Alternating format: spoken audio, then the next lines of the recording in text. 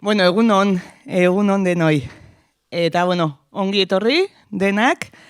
Gaur dakigun bezala Bizipozako 6. Jardunaldia, ospatzea goaz. Eta, beti bezala pozgarria da, ez? Oso pozgarria da, hemen elkartuta gaudelako berriro ere Bizipozako elkarteak, bazkideak, norbanakoak, babesleak, denok batea izkenean Bizipozaren familia, ez? Bizipoza komunidadea, gaur berriro ere elkartu eta lasaitasunez eta ez elkarrekin, usnartzeko, elkarrekin partekatzeko, toki politau eta goxo hau, ez? Orduan pozgarria da eta eskerrik asko denoi, hemen egoteagatikan. Eta, esatea ere, elkarte guztiei ere, ez, zorionak, baita eskerrik asko esatea gehien bat ere, ez, egunero egiten ari izaten lan guztiagatikan, ez, gizartera zabaltze dituzuten balore guztien gatikan, eta ez, behar eta eskubide horiek betetzeko egiten zuten lan guztiagatikan. Eta, elkarrekin ere ez, Bizipozan denok elkartu eta proiektu desberdinak ere aurrera eramaten ari gea. Batetikan badakizue kantu eta bideoklipen proiektua 3. urtarrilean aurkeztuko dugu, urtarrilako 28an Hernanin. Gero bestetikan oraintxe ere voluntario kanpaina bat martxan daukagu, gero bukaeran bideotxoa ikusiko duguna, bertan elkarteetako lagunak parte hartu dezutena, Itziber Garmendia eta Gaizka Garitaronerekin batera. Orain ere Durangoko azoka dator, abenduak 7-tik 11, Bizipozaren estana ere bertan izango da, elkarteetako materiala ere bertan jartzeko aukera, elkarte batzuk ja helarazi diguzue, zein material jarriko dugun bertan, eta esan bezala gaur jardunaldia. Eta jardunaldi honetan gaur arituko gea, ez, mentxe oso ondo ikusten bezala, zaintza sistema publiko komunitarioaz, elkarrekin hausnartzen, partekatzen eta eraldatzen. Orduan, 2 zati izango ditu gaurko jardunaldiak. Hasteko Amagoia eta Peiorekin liburua, mundua guztiontza beharko luke, baina ez da liburu polit eta sendo honen aurkezpena, Peio eta Amagoiak aurkeztuko dute. Eta gero hemen izango ditugu Felix Arrieta eta elkarteetako lagunak, Amaia eta Luisma, gure seinak eta pausokakoak. Eta Felixek egingo du markoaren kokapentsu bat, eta elkarteak eguneroko bizipenak, ez? Partekatuko ditugu elkarrekin, eta ondorio batzuk atera, eta atxeden aldira jungo gea, 11 bat egitea. 11 aurretik ere, elkartu eta argazki bat aterako dugu denok batean, bai? 11 egin, indar berritu, eta bueltakoan, hemen izango ditugu ere bai, Zelai, Nikolas eta Felix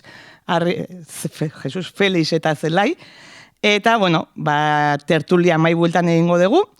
Jarraian mikro irekiko dugu, Jose Mari egongo da mikroarekin, zer dago gure esku, ez denok hitza hartzeko aukera izango dugu. Eta bukatzeko Jose Mari Agirretxerekin, eguneko ondorioak atera, eta bukatzeko, kanpoan fotokol bat ere izango dugu, Eider ere hemen da, liburuko argazki portadako protagonista eta Bizipozako aur guztien ordezkari, ez?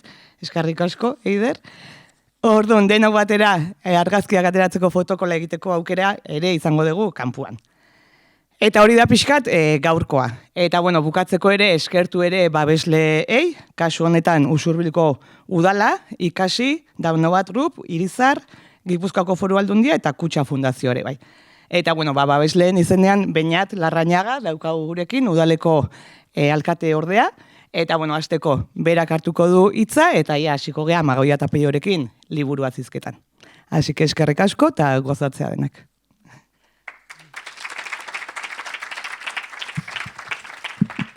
Eskerrik asko Leire, egun on guztioi, eta ongi etorri gure herrira.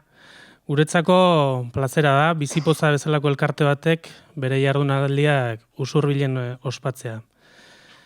Zaintza sistema publiko komunitarioaren inguruan arituko gera gaurkoan, eta lehenunean, egoera zaurgarrienean, adinean gora edo gaixo dauden pertsonak baldin badatuzkigu burura ere, Usurbilen, ederki ikusten ari gera, zaintza ekosistemaren baitan egiten ari geran lanketaren ondorioz, zaintza guztiok zeharkatzen gaituen gai bat dela. Asko dira zaintzeko edo zainduak izateko moduak, eta zaintza beharren zein zaintzeko moduen inguruan asko dakagu ikasteko oraindik. Gutariko gehienok privilegiatu batzuk garela esango nuke. gure inguruneak eskaini dizkigun baldintzei esker, jaio garen tokian jaio izanagatik, eta historikoki gizarteak ontzat eman dituen ezaugarri zehatz batzuen parametrotan kokatu garelako. Alegia, zaintza bera ere, familia babes sare zabalen edo sostengu ekonomiko egonkor baten testuinguruan ulartu izan ditugu ziurrenik. Baina hori ez da bizi garen gizartean topa dezakegun errealitate bakarra ez da orokortua ere. Horregatik privilegiatuak garen hoi, errealitate isildu hori ozen adierazi eta azaleraztea dagokigu. Izan ere, emakumeen aurkako indarkeriaren eguna pasa berritan, Euskal Herriko hainbat eta hainbat txokotan izandako aldarriak betetzeko, gizonezkook ditugun hainbat privilegioi uko egiten ikasi behar dugun moduan, bestelako ezaugarriak ematen dizkiguten privilegioen kontziente izan behar dugu, zaintza sarea modu demokratiko baten eraikiko badegu. Eta zaintza sarea hitz egiten dugunean, begibistakoa da, eta gaur ikusiko dugu, administrazioak bere kabuz ezin dituela herritar guztion beharrak asetu. Komunitatearen parte hartzea ezinbestekoa da, eta beste toki askotan, ekimen ezberdina jorratzen hasi diren moduan, usurbilen ere, bidea urratzeko pausoak emateko borondatez lan egiten dugu. Badire urte batzuk, eskola kirolaren baitan, herriko eskola eta noarekin elkarlanean zirimara proiektua garatzen ari garela. Jarduera anitzak zein inklusiboak eskaintzeko asmoz, eta sarbidea errezteko bideak bilatuz. Kolektibo baten parte izatea ere, badelako zaindua sentitzeko bide bat. Eta gure herriko gaztetxoenek aukera hori izan dezaten nahi dugu. Emakumearen etxea eraikitzeko bidean ere eragile zein norbanakoekin eskuz esku, herriko emakumeak dituzten beharrak identifikatu eta alduntzeko gune seguru eta propio bat izango dugu laster esku artean. Elkar ezagutu eta zaintzeko espazio bat inondik ere. Bide beretik aurkeztu berri dugu aniztasun kontseilua, udalaren eta herritarren arteko bilgunea. Jatorri ezberdinetatik, usurbilera etorri berritan izan zituzten arazoak ezagutu, eta herri gisa egindako akatsak zuzendu eta errepikatu ez daitezen. Herri harrera protokolo bat osatzeko lanketa betean gaude. Haien jaioterria eta etxea utzi behar izan dutenek, herriaren babesa eta zaintza senti dezaten lehen unetik. Eta zer esan, lantzen ari garen zaintza ekosistemaren inguruan prozesuaz. Zaintzako profesionalak, erakunde publiko zein pribatuak, zainduak diren herritarrak eta euren senideak, etxeetan lan egiten duten emakume migranteak, gizarte zerbitzuetako langileak, komunitate gisa parte hartu nahi duen herritar oro, eta udal arduradunok foro ezberdinetan gure bizipenak elkarbanatu garatzen ari garen prozesua. Zaintza publiko-pribatu komunitarioaren eredu garbia. Administrazioak dituen utxuneak herri gisa gainditzeko borondate irmoa duen egitasmoa. Izan ere, guztiontzat edozein dela ere gure adina, generoa, jatorria edota klasea, inguruna eta herri bizigarria bermatzeko erronka dugu esku artean.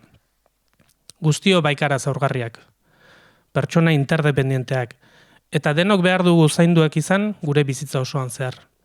Zaintza ezpaita soilik, gaixo daudenen, edo gure bizitzaren hastapenean zein bukaeran behar dugun zerbait.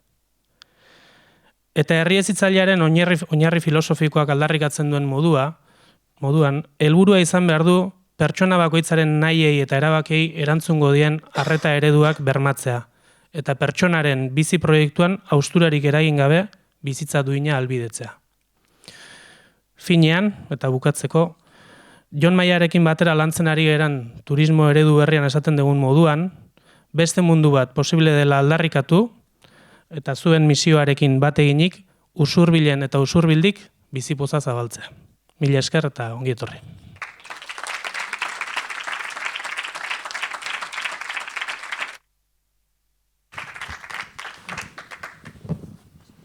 Bueno, esan bezala, jardunaldiko lehenengo zatiai, hasiera emango diogu, eskuartean daukazuten ikustetez, denok mundua guztiontza beharko luke, baina ez da liburua, esan bezala, eider, hemen azalean ikusi dezakeguna.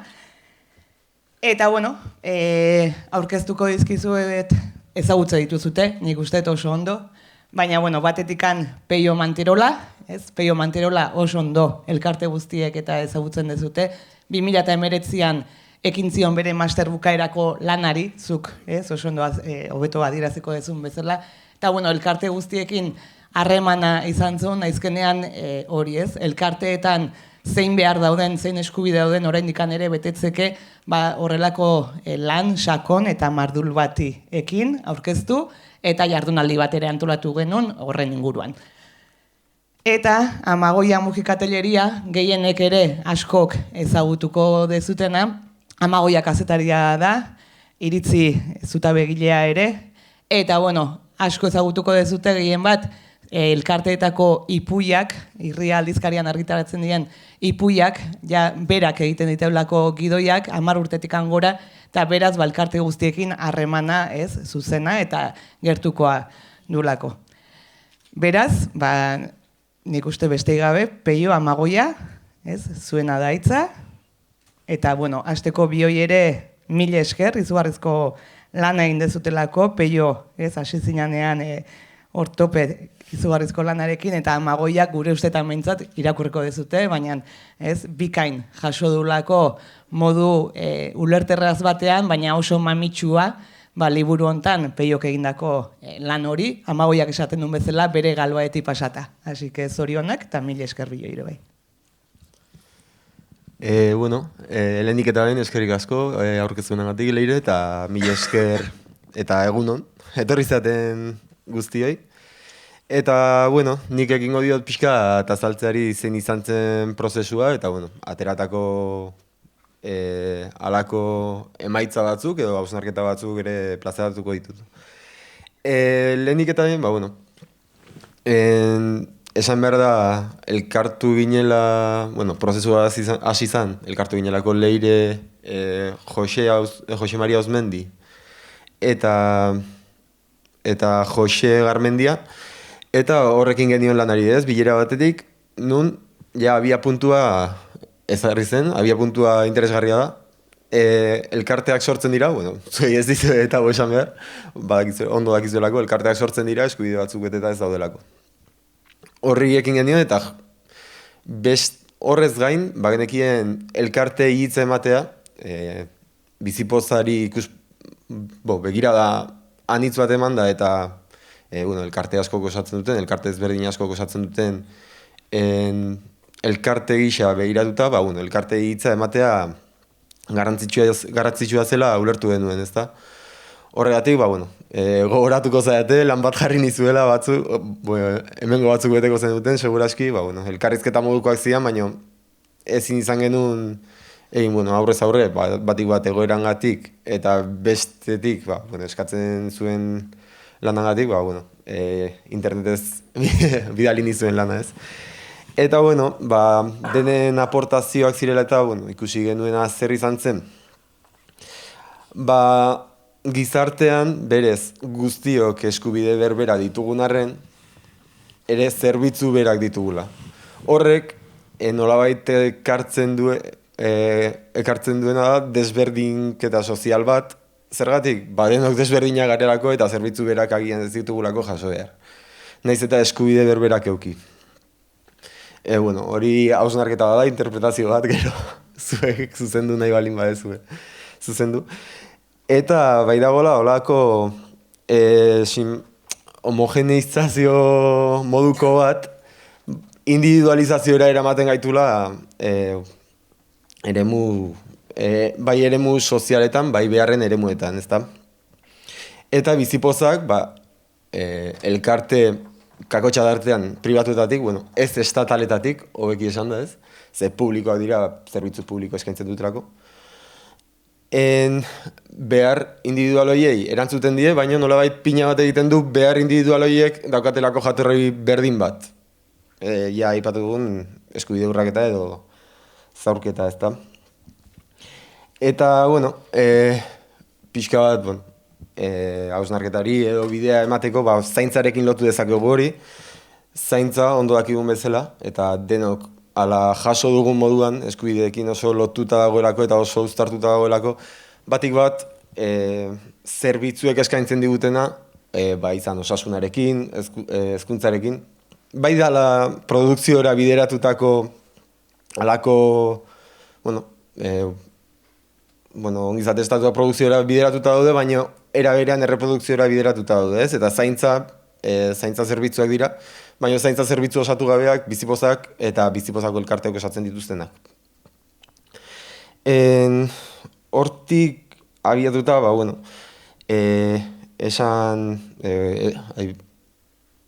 bai osasun zerbitzuek, bai hezkuntza zerbitzuek beste hainbat eskubidetan dutela eragina, eta beste hainbat eskubide zuzenean ala zeharka betetzeko premiazkoak direla. Eta ematen dela, eta behartzen ditut, baina osatuak gabeak izan da, eta asko ari naiz errepikatzen, bai ematen dituztela, lehen naiz Felixekin hitz egiten Jule Goikotxeataz, eta Jule Goikotxeak hitz egiten du bere liburuetako baten familiarizazioaz.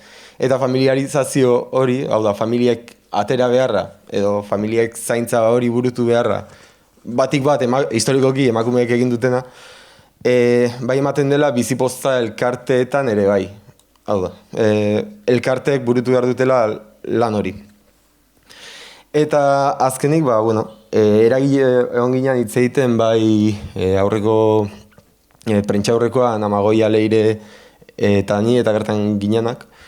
Eta bai ikusten genitula elkarteak eragile politiko gisa. Hau da, behar dute ekintza sozialeko elkarteak diren moduan, ekintza soziala egin behar dute, bai zaintzari bideratua, zaintza ez dagoelako estalita edo ez daudolako premiak estalita, baina era berean presioa edo egin behar dute, ezta? Eta, presio egin behar diote instituzioei, beraie direlako gutxienez zaintza horiek betetzeko baliabideak eskaini behar dituztenak, baliabide materialak edo ekonomikoak izan. Eta voluntariotzaz ere berdina esaten genuenez, voluntarioak noski zaintza beharrak beteta ez balin badaude, zaintza behar edo premia horiek bete beharko dituzte eta lagundu beharko dute horretan, baina kasik ere bai gerturatzen saiatu behar dugu ez, bai karitatera edo solidaritatera, baizik eta kasik militantzia bat izatera elkartetan. Hau da, kontzientzia soziala izatea zer da gertatzen dena elkarte hauetan, eta nola ekin behar dugu gauzak aldatzeko. Eta, hori izango litzake nire ekarpena eta galderari balego, erantzungo dituzke. Egun hon, eta eskerrik asko denoi etortzeagatikan. Peiok eintzun lan mardul hori laburtzea edo tokatu zait neri, eta igual beste hitz batzukin esatea, Peiok hainondo esan ditun gauzak, ez? Eta igual hasiko naiz, liburuaren portadatik, ez? Eta, esan behar dut, izan genezaken irribarrerik politena topatu genula, horeretako parke eder batean, eskerrik asko Ider. Eta pixka bat idea hori da, ez? Hor liburuan esaten dugu, nire ustez, aur batek eduki behar duen kezka bakarra aurra izatea dela, ez? Eta denok badaukagula eusten gaituen sare bat, eta bagoazela aurrera begira edo gora edo txiribueltaka, lurrera begira jun beharrik gabe, pentsatzen, horrek eutxiko gaitula, eta behar bat daukagunean, edo mina daukagunean, edo nekatuta gaudenian, sareak eutxiko gaitula. Hori da pixka bat ideia, ez? Zer gertatzen da? Sare horrek denok ez gaitula eusten. Batzutan, igual txikiegia gara eta zulotatik analde egiten dugu, edo handiegia gara eta trabatuta gelditzen gera sarean, edo mina daukagu eta sarea justo zulo badauka hor, edo kolorea galdu du, ajatua dago, pixka bat hori da ideia, ez? Orduan, egin beharko genukena da, sare hori denontzako modukoa egin, edo konpondu, edo moldatu, ez? Horregatik eider dago hor, sare batek eusten dula, zen ikulertzen dut bizipozakoak diala saregileak. Saregileak iteute, sarea hartu eta esan nun dago zuloa, markatu iteute zuloa, ez dakit ikusi zuen noiz behin nola lan egiten duten saregileak, baina parekotasun asko daude. Zuloa markatzeute eta jartzeute zinta batekin, eta gero banan-bana juten dira, zulo bakoitzari behar duen konponketa egiten. Batzutan jositan nahikoa da, beste batzutan sare berria jarri behar, parte hori berritu egin behar da. Eta saregileen lana eta bizipozako elkarteena parekoak direla usteet, Ze sare egileak kontatu ziaten, askotan saiatu ziala makina baten bitartez konpontzen sarea. Eta baten batek egin zuela kriston lana, asmatuz makina bat zulo horiek konpontzeko. Eta makinak zulo batzuk konpondu zituen, baina beste batzuk ezinezkoa da. Eskuz egin behar dira, behar dutelako beste mimo bat. Eta pixka bat uste hori dela metafora, metaforikoki esan da, liburu hontan esan nahi deguna, alegia, igual izan behar dula sistema misto bat, seguraski izan behar du erakundeen eta elkarteen artean, orainola da, ala beharrez, ze batzuk besteen beharra daukate derrigorrean, elkarteek erakundeen beharra daukate diru laguntzak behar dituztelako, eta aldrebez, elkarteek erakundeen beharra daukate hori da, eta erakundeek elkarteak behar dituzte zuloiek identifikatzen laguntzen dietelako, eta askotan erakundeak iristen ez diran toki horretara iristen dialako elkarteak. Orduan, hori da pixka bat abia puntua edo ideia nagusia. Hortikan abiatuta, liburua dago banatuta 7-8 ataletan. Pixka bat, Peiok egintzun lan mardul hortatik nik arimataza batzuk atera nitun, eta hoiei eman diet forma edo saiatu naiz nere hitzetara ekartzen, ez? Lehendabizikoa sarearena, ez? Hau da, nik nahi dut, edo guk nahi dugu, ez? Haur batek eukitzea kezka bakarra dela aurra izatea. Eta txiribuelta egitea, eta belaunak urratzea, eta aurrera begira jutea, ez lurrera begira erortzeko beldurrez. Pixka bat hori da lehendabiziko idea. Bigarren idea da, elkarte guztiak premia batetik sortu diala. Ez diala sortu kapritxoz, de repente norbaiti okurritu zaiolako, guazen elkartzea, ez ze ondo, ez. Hor badago premia bat, hor badago elkartzeko behar bat, zuloak identifikatu eta josteko, baina hortaz aparte, ustet elkartek beste egiteko importante badakatela dala, elkarri magala ematea, elkarri babesa ematea, munduan bakarra etzarela sentitzea arazo potol hori daukana, partekatzea, xamurtzea, hori guztia ere badago, eta hori ez dakit erakundeek egin dezaketen. Hori ere beste, dena galderak dira, nik erantzunak ez ditut emango. Gero, ongizate estatu batean bizi omen gara, ez? Zeinen ongizatea, eta nolako ongizatea ematen du estatu horrek. Benetan ongizate estatu batean bizi gara, denok ondo bizitzeko moduko sare bat da eskaintzen zainguna, hori beste galdera bat. Karitatea eta justizia sozialaren artean ere, hitz egin nahiko nuke, nik esaten dut, ez? Nik nahi dut jendarte bat solidarioa, empatia asko daukana, voluntariotza handi bat daukana, hori oso polita da, eta uste jendarte bati eskatu diezaiok egun gauzaik ederrenetakoa dela, baina justizia soziala ziurtatuta dagoenean. Alegia, nik nahi dut, sozialki justua dan jendarte bat, eta gero hori ziurtatuta dagoenean, beste guztia da, ez dakit nola esan, dotoretzeko ari bat, edo jendarte askoz aberatsagoa egiteko ari bat, baina oinarriak justizia soziala izan behar duta, ez karitateak, ez? Pixka bat hori, dena dia, Peiok botatako gogoetatatik sortutako beste, ez dakit nola esan, gogoeta txikiago batzuk, ez da? Horrei buruz ere hitzein beharko genuke karitateaz o justizia sozialaz hitzein nahi dugun. Gero, aria asko erabiltzen dugu Josi, nik uste elkarteak badiala kohesio bat ematen duten aria, importantea diala jendarte bat josteko. Ez pixka justizia soziala eukita, guazen jendarte hori jostea elkarteen ikuspuntu hortatikan, ez? Oso importantea da, bazterretara begiratzea, bazterretan gelditzen direnei begiratzea jendarte bat justua eta aberatsa eta sanoa izan dadin, ez? Voluntarioen inguruan ere gogoeta batzuk proposatzen ditu Peiok eta oso interesanteak dira. Zer nolako voluntariotza nahi degun edo behar degun, ez?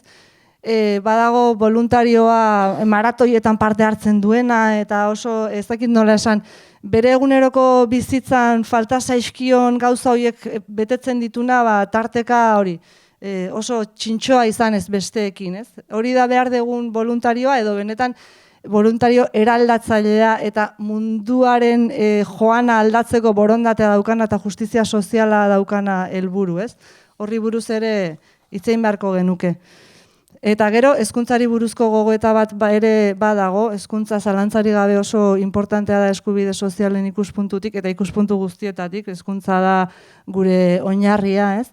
baina batetikan hezkuntzak sortu behar ditu, batetik hezkuntzak ziurtatu behar ditu eskubide sozialak aseak daudela eta haur horiek behar duten guztia izango dutela beraien egunerokoan, haur guztiek, berdin da ze tamaina eta koloretako arrainak izan, sare horrek denentzako balio behar du.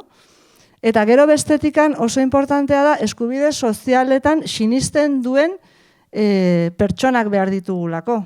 Eta eskubide sozialen alde borrokatuko duten pertsonak behar ditugulako. Eta hezkuntzan hori da behar deguna, ez? Hezkuntzan betaurreko hietatikan ezi, eta esan ez munduak justua izan behar du, eta justizia sozialaren gainean eraikia izan behar du, ez? Pixka bat hori liburuaren, ez dakit, laburpena edo. Eta gero bai, gustatuko litzaidak, saiatu gea, eta horrenetzako importantea zen elkarteen ahotsa liburuan egotea, eta orduan ez dakit, ikusiko ez zuen formatu diferentziatu batean badaudela zuek esandako esaldiak, hau da, lokatzetan zein dan behar dezuena egunerokoan, ez? Askotan teoria eta hori oso ondo, baina nik behar dut hori, arnaz fisioterapeuta bat, edo behar dut, ez dakit, eskola jute ez danean, hezkuntzak ziurtatzea etxera etorri daitekela irakasle bat, adibidez, edo behar dut, hainbeste gauza behar ditudanak. Eta orduan, liburuan zehar ere saiatu naiz zuena hotxa, azkenean zuek zeate garrantzitsuak, horre izan dadin. Eta hori gutxi gora bera liburuaren laburpena. Orduan, orain urrengo fasera, ez dakit galderaren bat, komentarioren bat edo zerbait nahi dezuen, aurrera jarraituko dugu eta gero irikiko dugu tarte bat, bai, hitz egiteko. Bueno, orduan, bigarren fasean edo bigarren partean sartzeko, nik uste deitu behar ditu dela Felix Arrieta eta Luisma eta Amaia, aldatuko dugu pixka bat. Bai.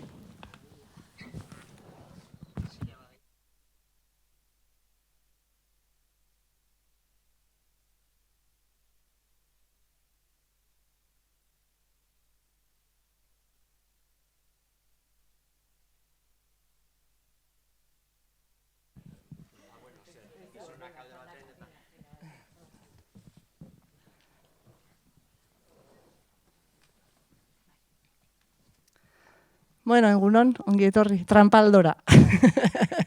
Gauza serioa da, trampaldoa.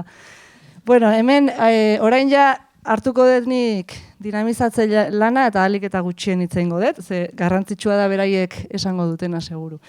Orduan, aniskinetik hasita, Felix Arrieta, Frutos, politologoa, gizarte politikako irakaslea Deustuko Unibertsitatean, eta bera hasiko da, segurazki, guk hemen airean bota ditugun gauza hauek denak lurrera edo ekartzen, ez da?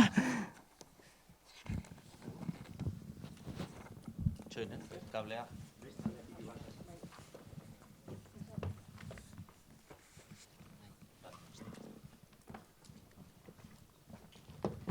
Haze ardura, esan behar nun. Bueno, lehenbizi eskerrak ematea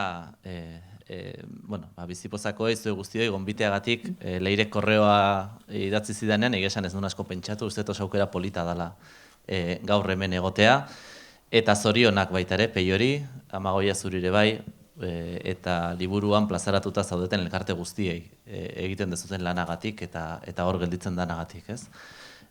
Guri akademian lan egiten degun hori eta lehen hitz egiten nuen zelairekin, ez? Tokatzen zaigu hor teorian egitea. Neri aurrekoan ikasle batekin jaisten nahi nintzala Deustoko aldapatik. Esaten zian, Felix, zuek zeiten dezue? Zuek egiten dezue hor, eon, pentsatu, esan, baina gero errealitatean, ez? Ikusten dezue benetan egiten dana, ez? Eta bueno, egia esan saltxero xamarra gehanok ere, uste pixkat ikusten degula, baina gero zaila da, ez? Eta orduan, ikuste olako espazioetan egotea niretzako lujo badala, eta beraz hasi nahi dut hori eskertzen. Bueno, gustatuko litzaidake, orain dela hilabete batzuk hemen bertan Usurbilen, UEUk eta Jakinek antolatutako jardunaldietan, nik esan nuen, hola, provokazio bezala, eta errepikatuko dut oraintxe, ez dagoela zaintzaz arduratzen den sistemarik. Eta errepikatuko dut, ez dago, gurean. Eta hori esaten dut, errepikatzeko ideia bezala, zaintzaz arduratzen diren sistema anitz daudelako. Eta erakunde maila anitz daudelako. Eta beraz horrek zaildu egiten duelako gu guztion interlokuzioa hainbat eragilerekin.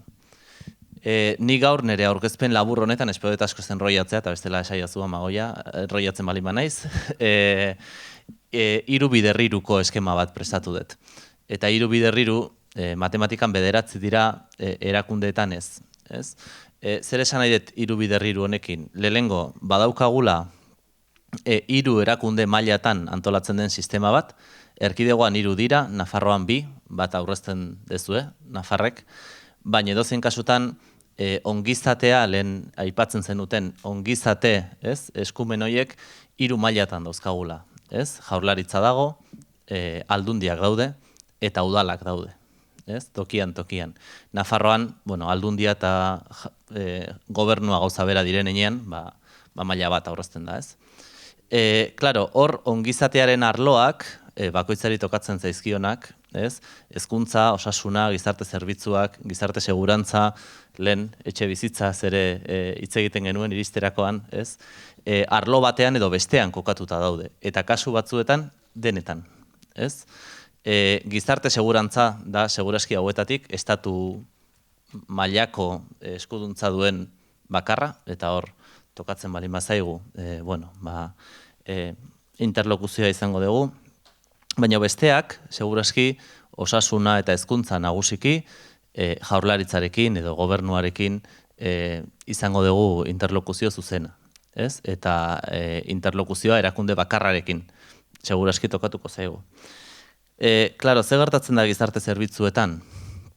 Esaterako, nik hor gizarte zerbitzuetan beti, edo azken aldian erabiltzen ditut bi hitz, direla artxipielagoa eta mataza. Gizarte zerbitzuetan bizigera artxipielago batean. Hau da, ez daukagu erakunde bakarra zeinarekin hitz egin, bizigera irla batzuetan, eta lurralde bakoitza da irla bat. Eta Gipuzkoa da irla bat, Bizkaia da irla bat, Araba da irla bat, Nafarroa da beste irla bat, baina hori berez daukagu horrela gure erakunde sisteman. Eta irla egitura horrek egiten du, azkenean erakunde batetara joan behar degunean, edo erakunde batzuetara joan beharrean mataza batekin topatzea. Ze gauza batzuetarako joan behar dugu udalera, beste gauza batzuetarako aldundira, aldundi bakoitza dauzka kriterio diferenteak, udal bakoitza dauzka kriterio diferenteak, baina sentitzen dut, tokatzen zaizu, hori entzutea, baina alaxe da. Eta beraz, zer esanik ez, kriterioekin topo egiten dugunean, ezta? Eta tarteko espazioak, soziosanitarioa edo sozioedukatiboak existitu barko lirakete teorian formulatzen dira, baina praktikan ez dira realak,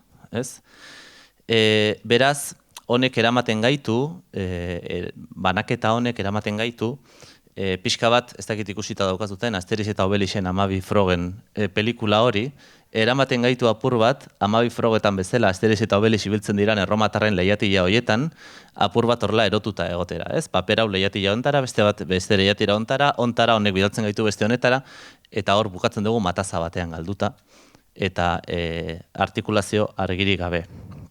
Klaro, zeintzu dira hemen, nik uste dut dauzkagun aukerak, eta hemen botako ditut, gero nire maikidek zuzendu nazaten. Nik esango ditut nire uste zeintzu diren, eta gero esango diate Felix, ez daukazu ideiarik ere, ze hori ez da reala, eta horrek ez du horrela funtzionatzen. Baina hori izan gaurko tratua,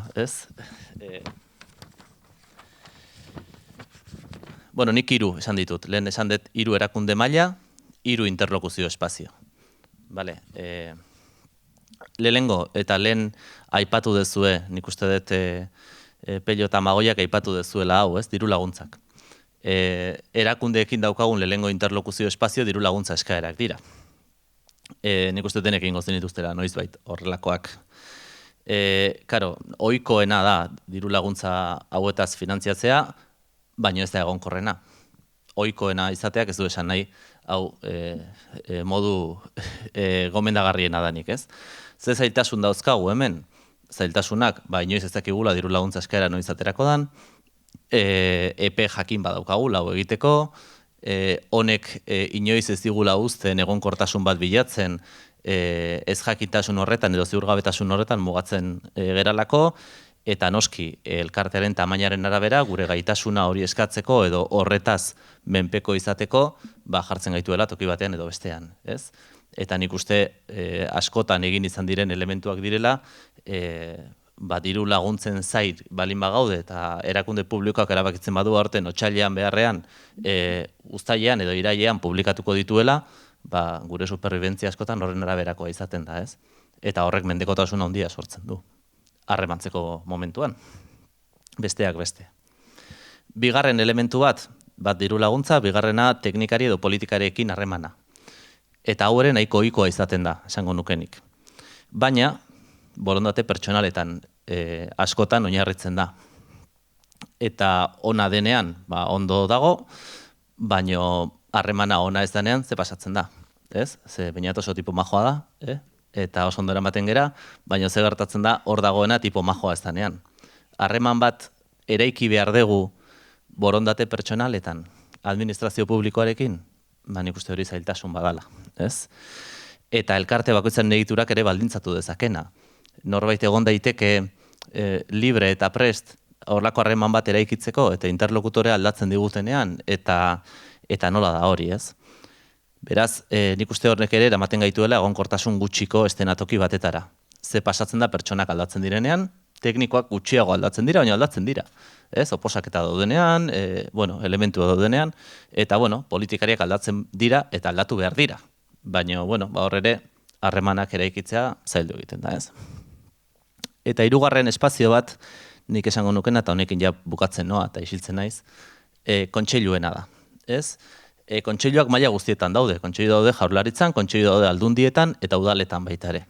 Eta interlokuzio espazioak ere badaude kontseilu deitzen ez direnak, baino, espazio egonkorragoak direnak interlokuzioetarako.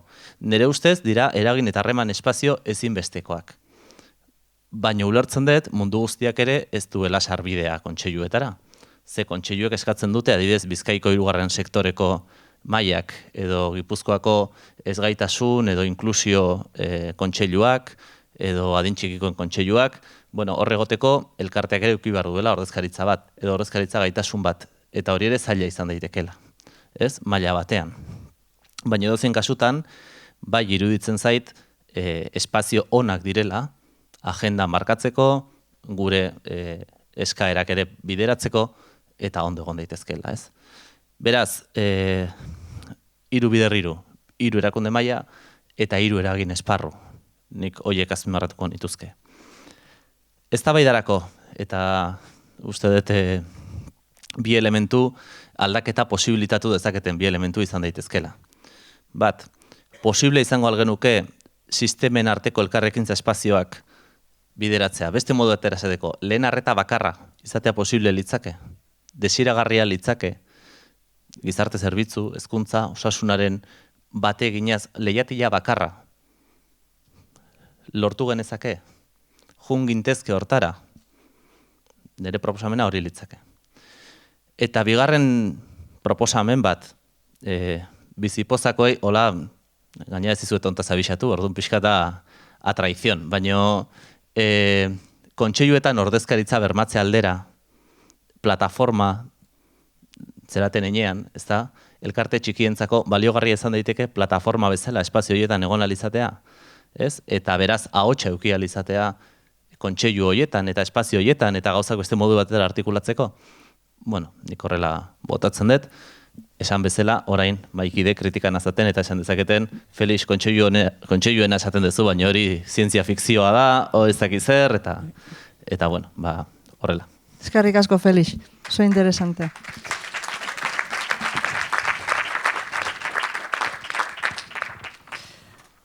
Orain elkartei emango diegu ahotsa. Hemen Amaiera Zusta Pausoka elkartetik, kaixo Amaia, egunon. Kaixo, egunon. Eta Luis Malandaluze gure zeinak elkartetik. Mila esker etortzagatik bioi. Gutxi edo gehiago denok ezagutzen dugu elkar, baina laburra albada ere pixkat kokatu, ez? Zuen elkartea zertan aritzen dan, zein arlotan eta zein ingurutan? Egunon, Pausoka elkartea behar bereziak edo aniztasun funtzionala duten umeen guraso elkarte bat gera. Bai, orduan, gure lan garrantzitsuena edo, pixu handiena da errehabilitazio zentruak dauzkagu, umen terapiak eman ahal izateko, bai. Baina hortaz gain gure ekintza garrantzitsu bat, gizarte mailan, gure ume benetazko inklusioa eta gure eskubideen bermatzea, bai umeena eta baita familienak ere. Bueno, gure zeinak elkartea derion sortu zen, apur bat ezintasun handia edo gaixotasun arraro bat zeukaten neska mutilen eta beraien familian inguruan laguntzeko. Hori izan zen apostu komunitario bat, familiak eta gure seme-alabak bakarrik gindoa zen, eta batean herrian halako mugimendu komunitario bat egon zen lagundu nahian. Orduan esparru txikikoak herri mailako elkarte bat gara, horrek eraldaketa handia ekarri dau bai herrian eta bai familion errealitatean, ez? Nik bai hasi nahi nuke esan, ez? Zaintzara dedikatzen garenok edo dedikatu garenok edo dedikatzen garenok, bai aita edo ama oso ezintasuna handia izan duen baten zaintzan edo seme-alaba baten zaintzan, horrek eraldatu egiten zaitu pertsonalki. Mundua bestera batera ikusten duzu.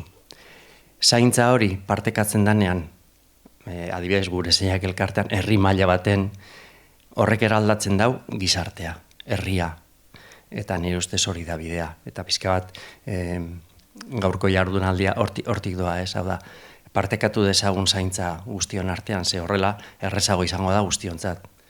Bai, zuzenean bizi dugunontzat, baina baita ere gero herrian horrek eta derion gure zeinak elkarteak izugarrizko eragina izan du, eragin baikorra. Orain beste era batera ikusiak gara eta beste era batera daude gure seme-alabak. Zuen borrokak luzeak eta sakonak eta dira. Nik uste beti aldatzen ari direla. Horregatik, momentu hontan, nun daukazue jarrita indar gehien edo energia gehien, o burua uste gehien, nun? Zein da zuen borrokaren muina momentu hontan? Hau, galdera hau bota digutenean, esan dutu, eta bakarrik 2 minutu. Goiz osoa daukazue. Gure borroka garrantzitsu bada, azkenean famili bat edo horlako behar berezia duen ume bat edo gaixotasun arraro batekin edo dozen egoera berezi batekin aurkitzen zarenean, horri aurre egiteaz aparte, zeren hori enkajatu egin behar da, horren aurrean pasabarrituzun traba, obstakulo eta zailtasun eta leihatila guztiak. Master bat egin behar dezu, batean egoera animiko okerrenean. Orduan, hori babes bat ematea. Benetan zaurgarria den momentu batean, familioiek benetan babestuak egotea eta ez borroka konstantean. Azkenean, gizarteak lagundu beharko nindu. Ni ez nintzateke borrokan egon beharko, egunero. Eskolara joten izenean, ospitalera joten izenean, gizarte zerbitzura joten izenean, etxe bizitzaren inguru, edozein arazoen aurrean, lanean baimenak eskatzeko. Orduan, hortarako babes integrala behar du, horregatik esan du familia, zeren umeak azkenean bere eskubideak aldarrikatzeko zailtasun handiak izan ditzakelako. Orduan, babes hori, familiak dugun babes falta hori da, uste, gizarteak edo instituzioak erantzun beharko lukela era unifikatu batean. Zer egiten du elkarteak hortan? Berak duen esperientziagatik, kasua berria duen pertsonaiei lagundu, orientatu, nolabaiteko laguntza hori eman.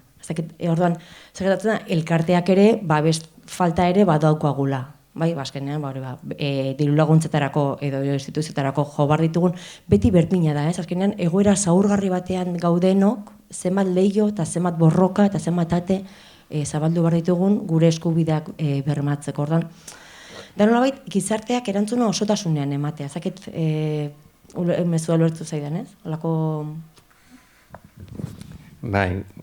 Ados nago. Gauza, egoera oso antzekoa bizi dugu, ez? Sarritan eskatu dugu leihatila bakar bat. Peregrinazio hori, familia batentzat, guztiz nekagarria eta guztiz zera da. Eta gainera, gure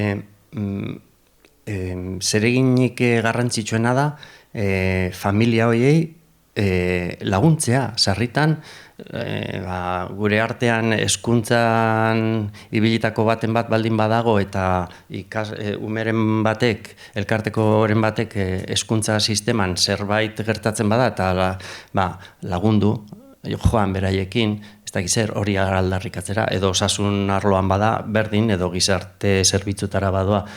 Guk laguntza asko egiten ditugu familietan. Momentu honetan, horari gara ere, familia bat dugu bereziki oso egoera larrian, eta momentu honetan gure borrokarik nagusina edo nabarmenena beste guztiak ahaztu gabe, baina etxe bizitza sailarekin da, ez? Bi seme gurbila aurkian dituen familia batentzat alokairuan etxe bizitza bat lortu nahian gabiltza. Ez dago modurik. Administrazio hurbilarekin oso erreza da. Udaletxe batera zoazenean, ulertzen zaitue, ezagutzen dute kasua, badakite nola bizi diren, nola doan etxe horretako gora bera.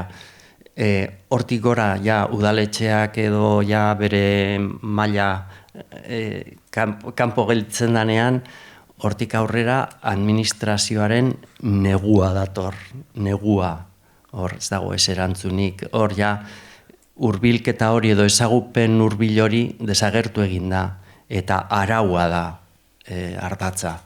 Eta araua, idatzita dagoena, ez da malgua. Horren interpretazioa izan behar da malgua.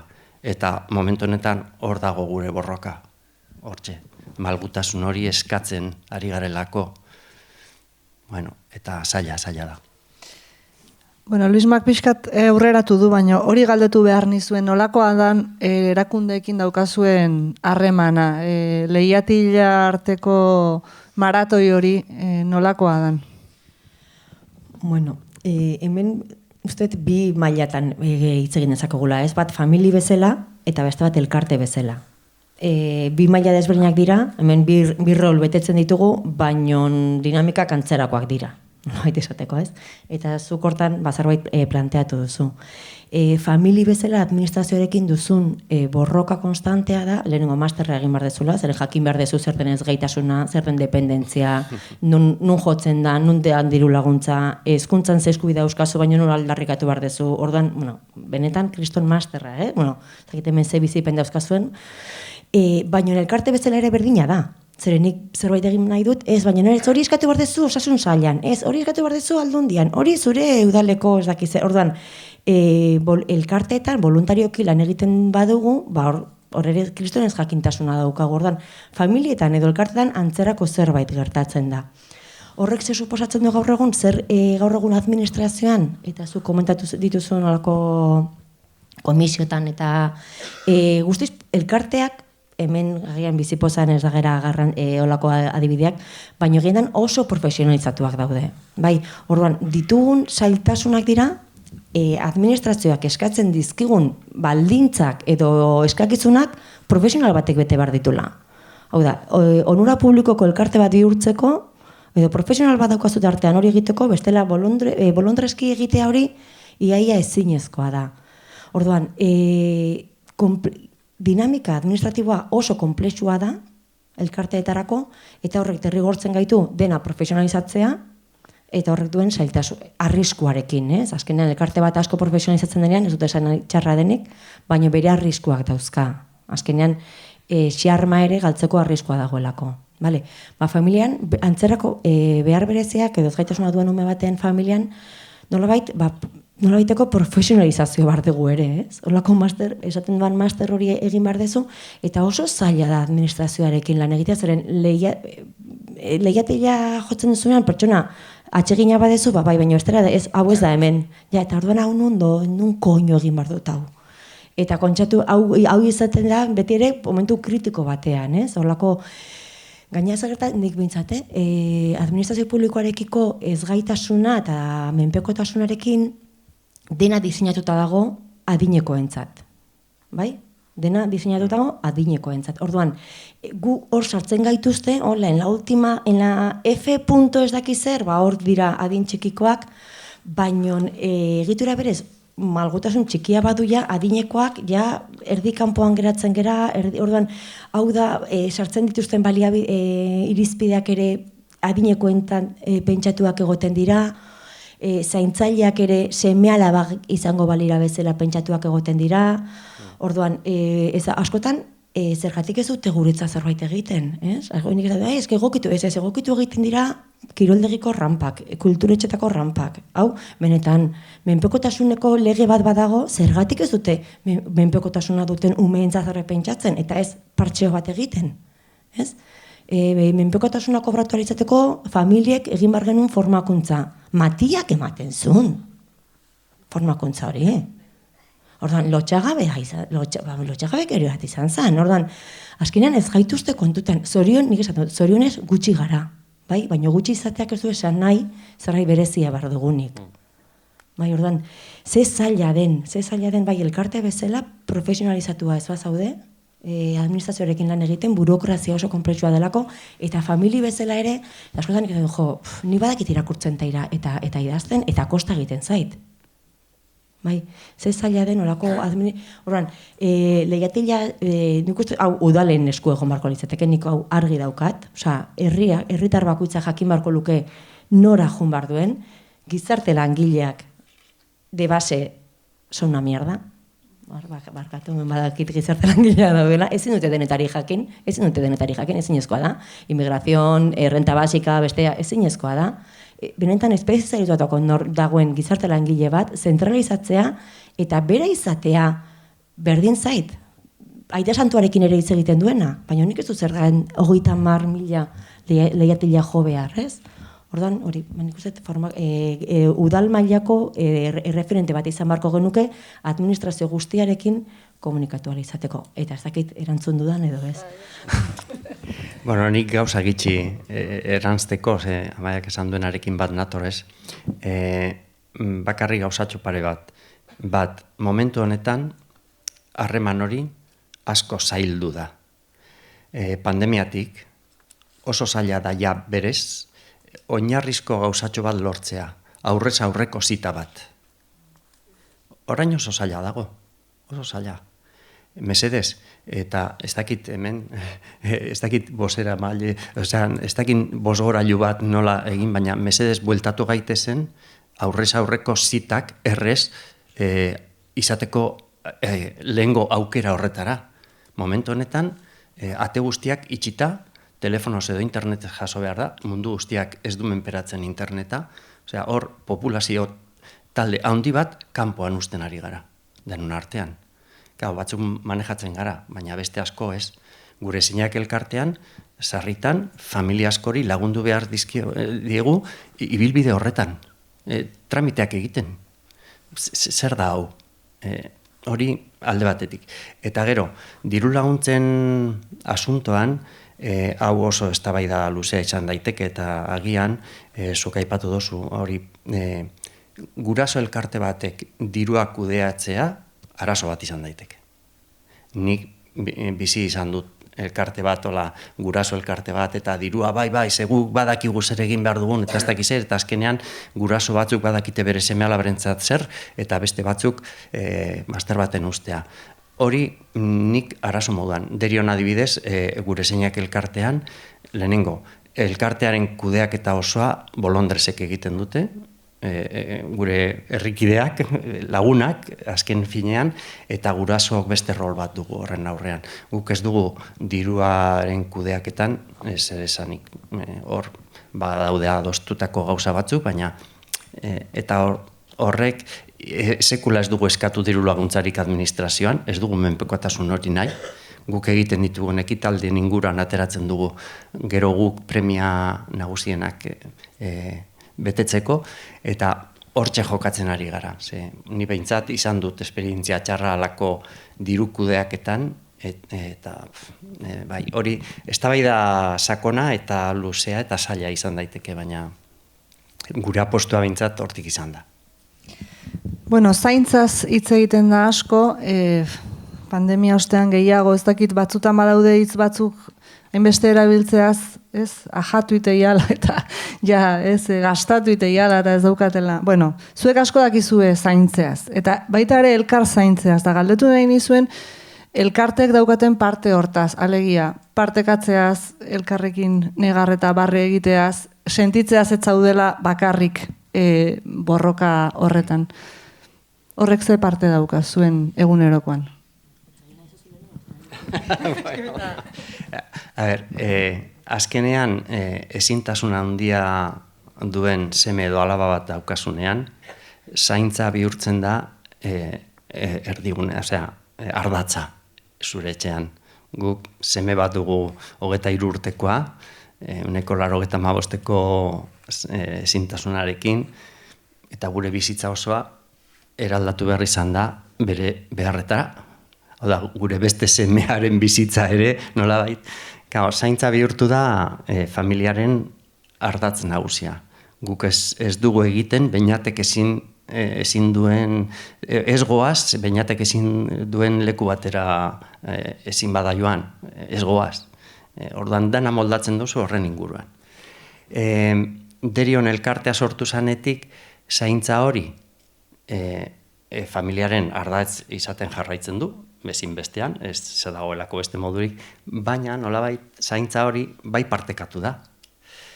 Herri mailan beste erabatera gaude, beinat beste edozein herritar bezala konsideratua da derion momentu honetan, eta lehen apur bat ikusezina zan. Ikusezina zan. Eta zentzu horretan, ez da zaintza partekatu, hau da, ipurdia garbitzea ez datoz voluntarioak nire etxera, ez? Baina beste era askotako zaintzak daude, eta hori herritartu egin da. Hori nola lusatu beste maila batzutara. Hau da, nola, zuk kontatzen duzunean eta egoera eta zaintzen zer komunitarioa behar dala eta partekatzea eta ez dakiz zer, oso zaila egiten zait gero beste maila batzutara lusatzea. Aurrez aurre komentatzen duzunean hori primeran ulertzen da, eta edozeinek ulertzen zaitu, eta, bueno, baina gero, ez dakit, administrazioarekin gure gora berak izan ditugu, eta hori ez da ulertzen, eta, ez dakit, ostasun bat aurkitu dugu, sarritan.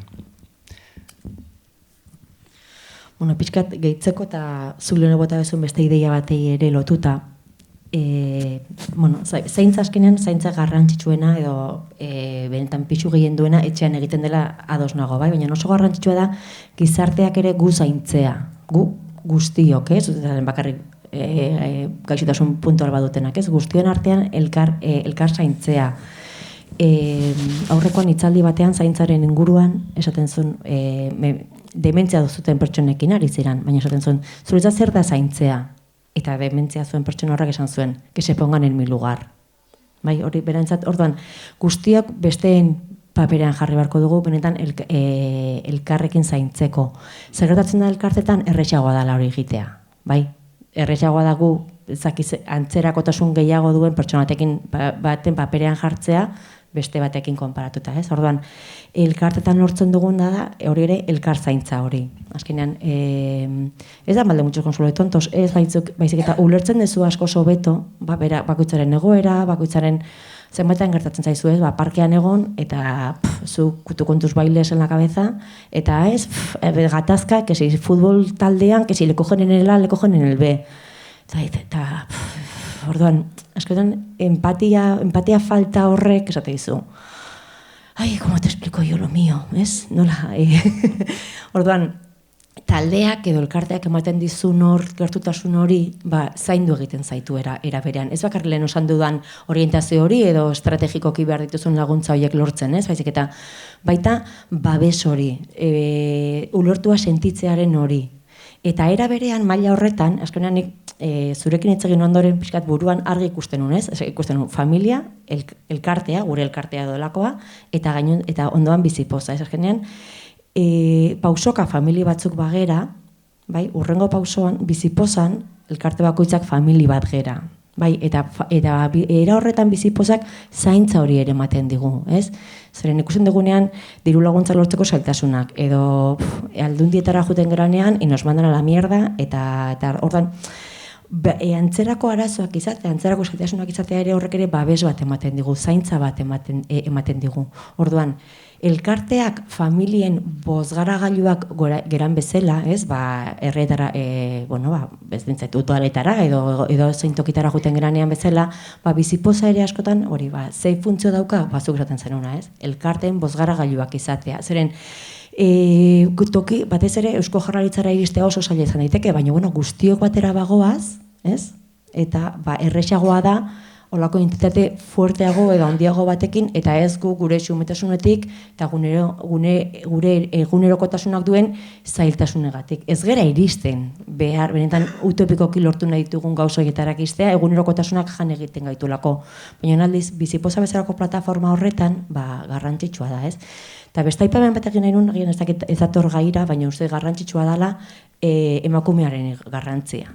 Bai, ez dakit zer, ez dugun gogoratzen beste galdera, eta uste eta hau komentatu behar dela, ez? Hemen, hau excepzio bada, edo gutxienetariko, baina ere beste gauzo garrantzua da, hitz egitera ausartu dena, Zeren beste emakume asko daude ere, baina hitz egitera ausartzen ez direnak. Bai, hori ere, orduan, emakumeak duen garrantzia, bai familian, eta bai elkarteetan, bai, zuek orain pentsatu zuen buruan, zuen talde eragiletan, zenbat emakume gauden talde eragiletan. Bai, gure elkartean behintzat, flipantea da. Orduan, emakumeak honen atzen duen garrantzia, eta aldiz, politikoki emakumeak ze pisu gutxi duen, gizartean ze pisu gutxi duen. Orduan, hau egiten ari gera, gure entzat, ni behintzat, ez gaitasuna duen familia, gaitasuna edo behar berezia duen familia edo egoera batengatik, emakumea izateaz, langilea, eta gainera gero gizartean eta administrazio publikoak dugun pisu gutxiarekin, ez? Orduan, nik uste hau genera hausnarketa garrantzitsu bat merezi duela gizarte mugimendu hau, batez ere familietan oinarrituako gizarte mugimendu honek. Bai, esan Felix?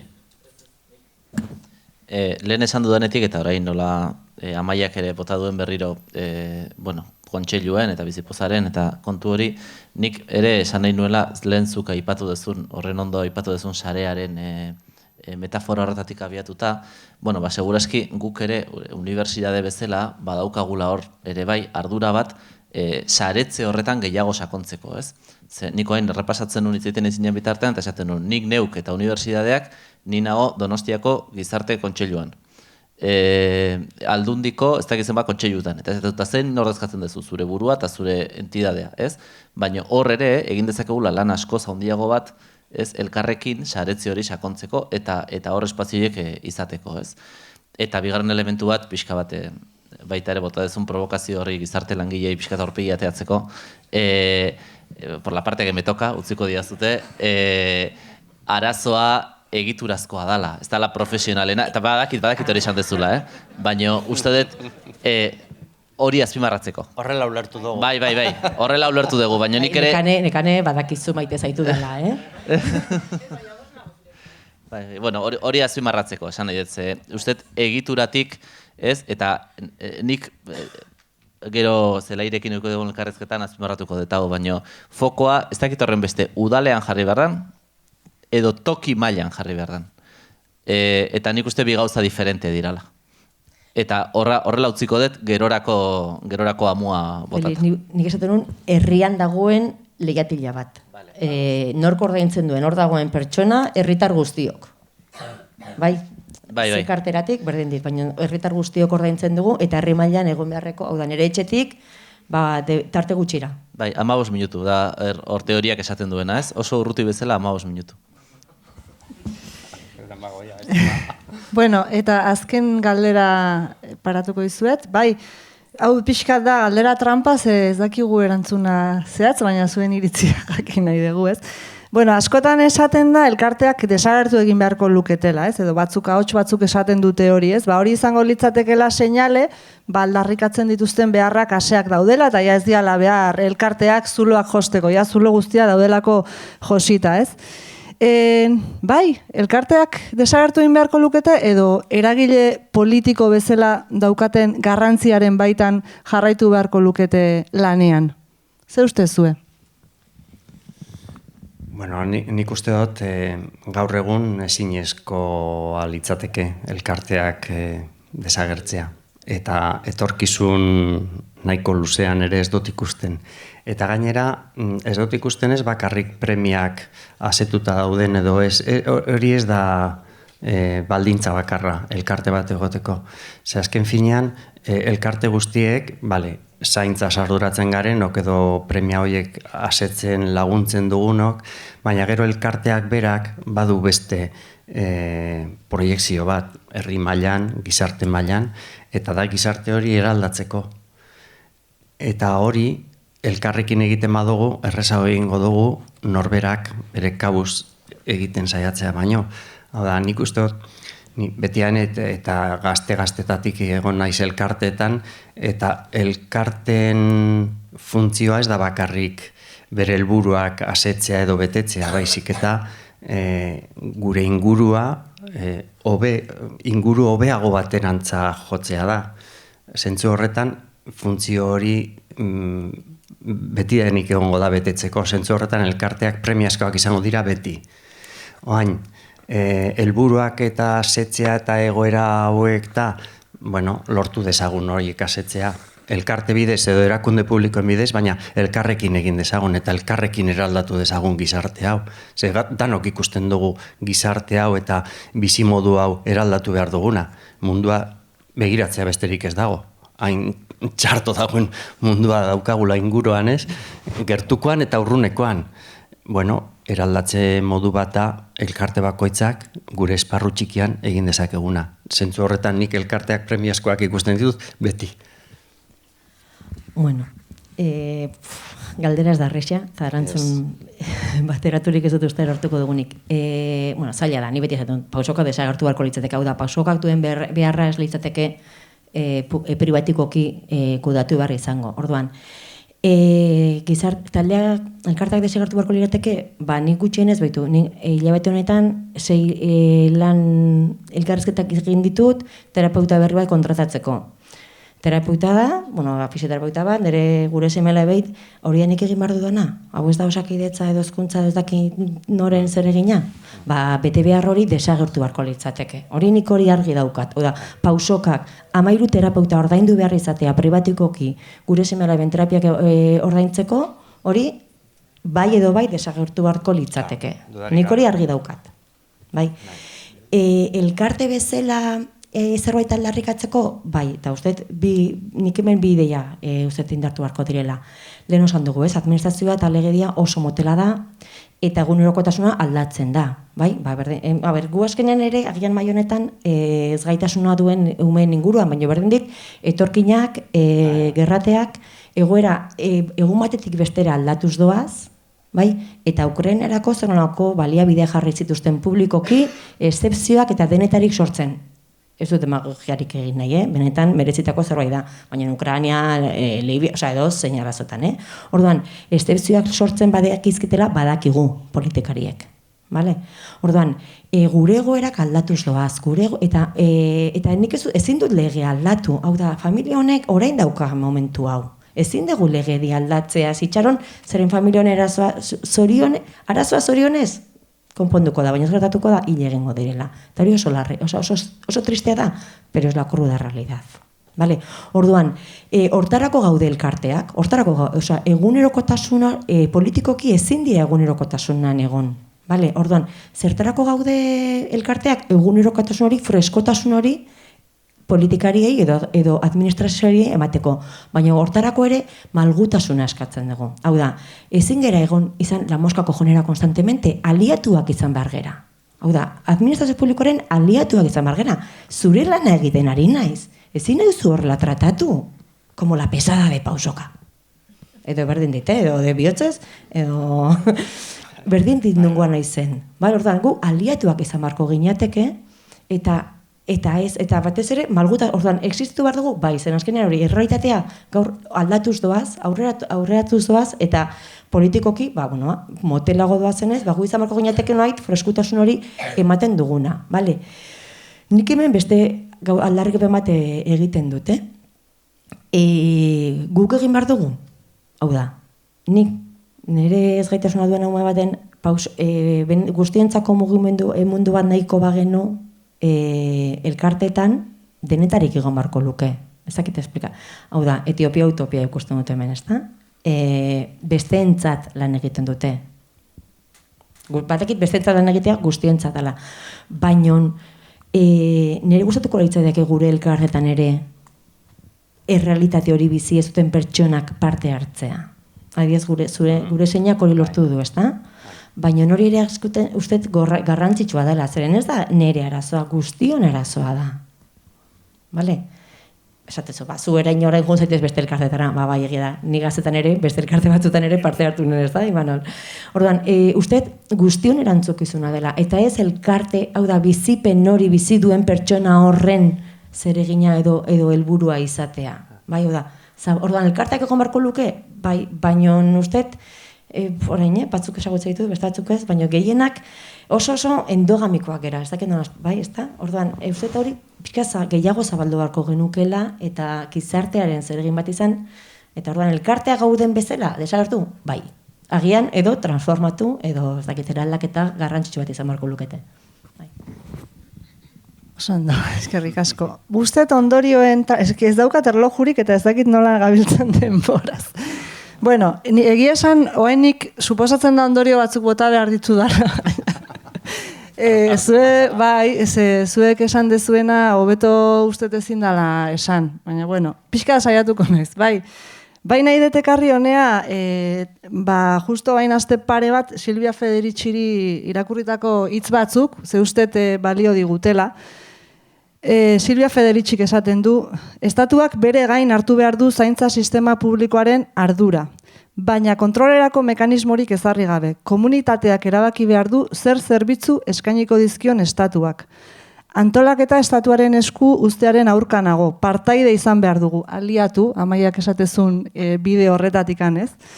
Beti esan dut, komunen diskurtsoak, sare komunitarioak, bizilagunen asanbladak, horrelakoak beharrezkoak direla publikoarekin dugun harremana aldatzeko. Zeren gaur estatua neoliberala da eta ez dauka bere bizitza erreproduzitzeko inungo interesik. Osasungintza eskaintzen digute lanera ahalik eta azkarren itzul gaitezen. Zerbitzu merkeenak eskaintzen dizkigute. Hortaz, behetik egingo den borroka bat behar dugu, eta horrek esan nahi du komunitate antolatu behar dugula eta zerbitzu publikoetan lan egiten duten pertsonekin harremandu behar dugula. Irakurri nunean pentsatu nun gutza zaizala, ez gaurko jardunaldia zaizala.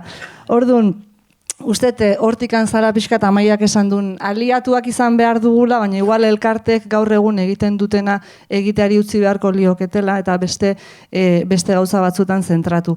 Asko gustatu zait, nola esan dezuen, egoera emozional zailena dan momentuan, nola egin behar dezun master bat, ez? Eta hori gizjendarte bezala ezin degula permititu, ez? Eta gero zaintzaren inguruan zaintza, baina onduan gertatzen zaigun arte egiten dugu existituko ez balitz bezala, ez?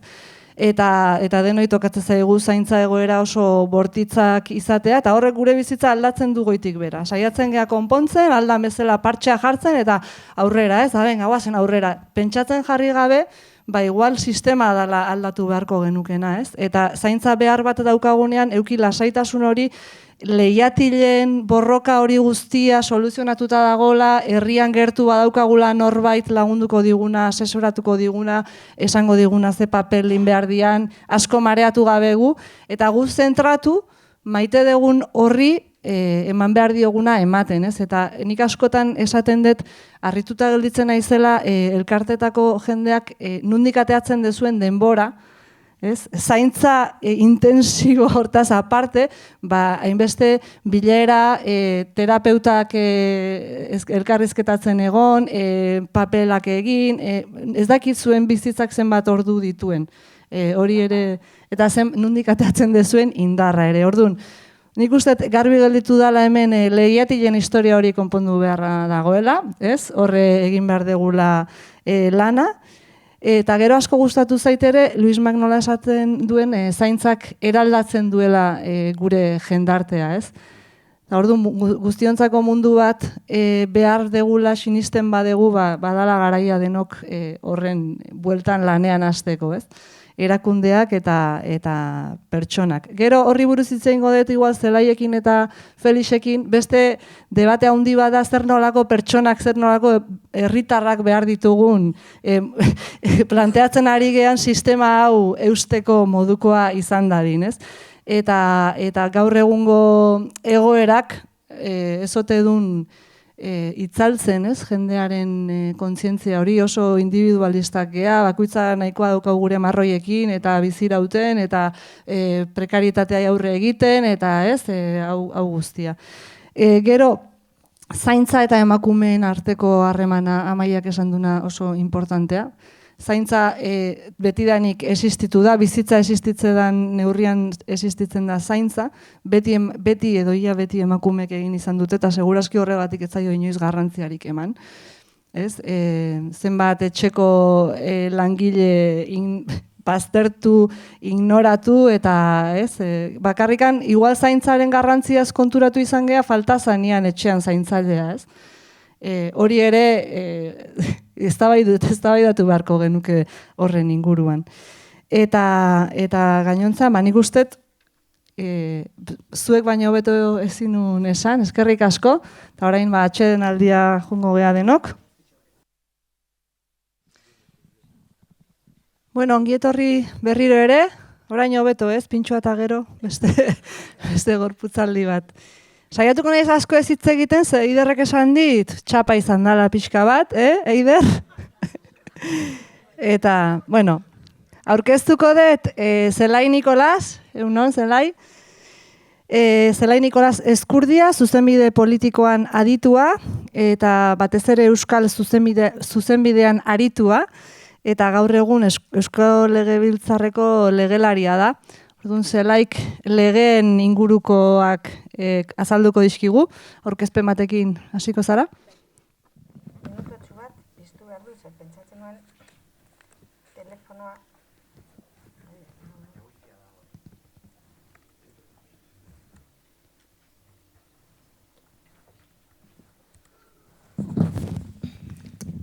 Bueno, lehenbizi, hau pizten den bitartean, eskerrak benetan gonbidapenagatik, oso interesante iritu zait goizekoa, nola lortu zuen lurreratzea, eta diagnosi bat azaltzea zaintza sarearen inguruan, eta bueno, placer bada.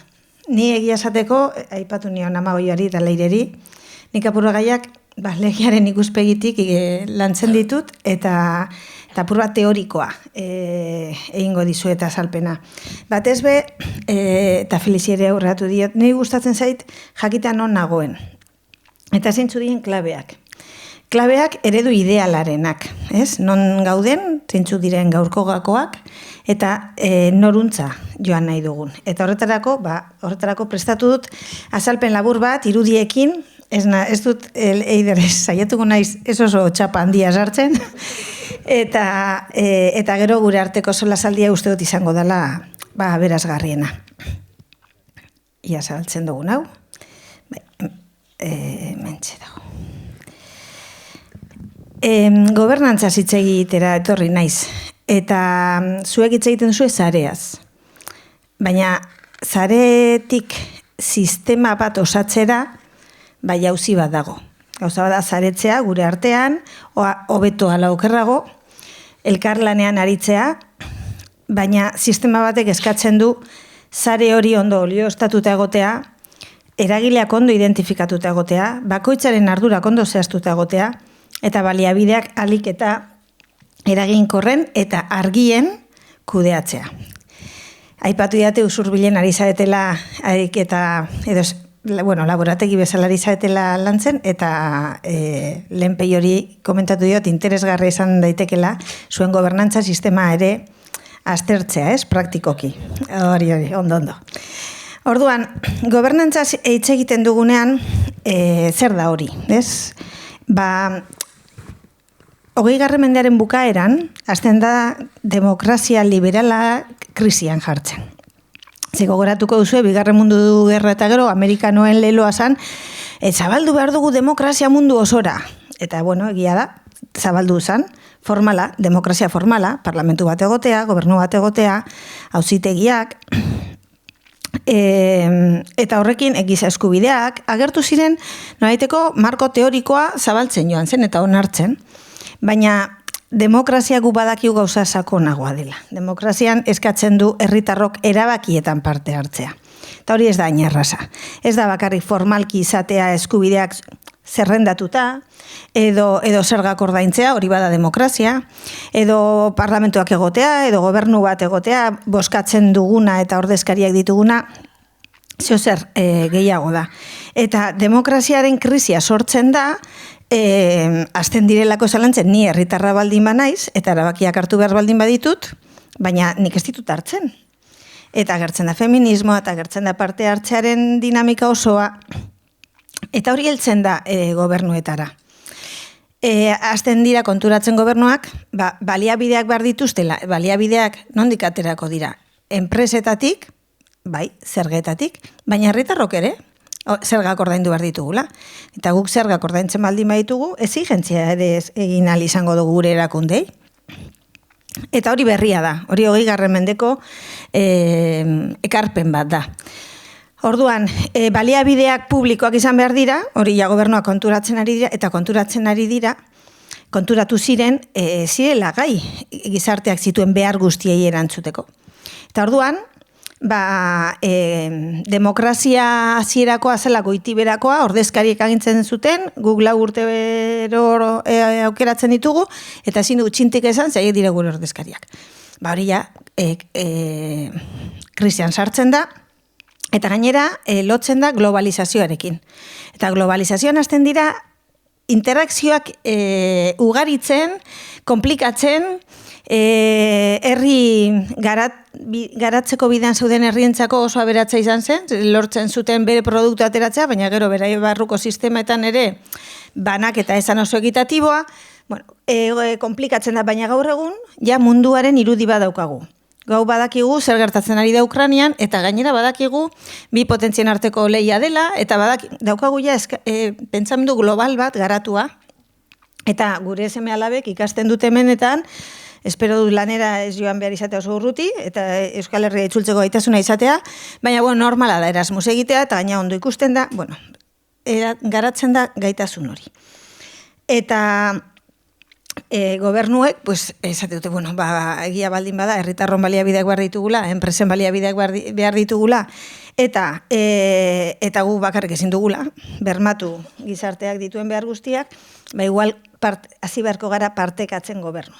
Orduan, agintetik, konzepto de poder vertikal, agintetik pasatzen gara gobernantzara. Zer dan gobernantza hori zaiatuko gara. Argi dago guk behintzat zer daukagun buruan, eta da elkarrekin gobernatzera. Hori da ideala. Hori da. Orduan, gobernantzako paradigma berri bat sortzen da, batzuk oraindik galdera markarekin formulatzen dutena, eta esaten dutena da, goitiberakoak gainditu egin behar dira, ez du esan nahi gaur gainditu ditugunik, baina eredua gure ideala hori da, eta indarra hartzen du lankidetza eta osagarritasuna bilatzea. Bai baliabideak biltzerakoan, bai baliabide horiek kudeatzerakoan. Eta beharrei erantzuteko. Eta gobernuak gainera, gobernatzeko ulertzeko modu berri bat azaltzen da. Eta estatuek, hasten dira beste eginkizun batzuk beretzat hartzen, ez?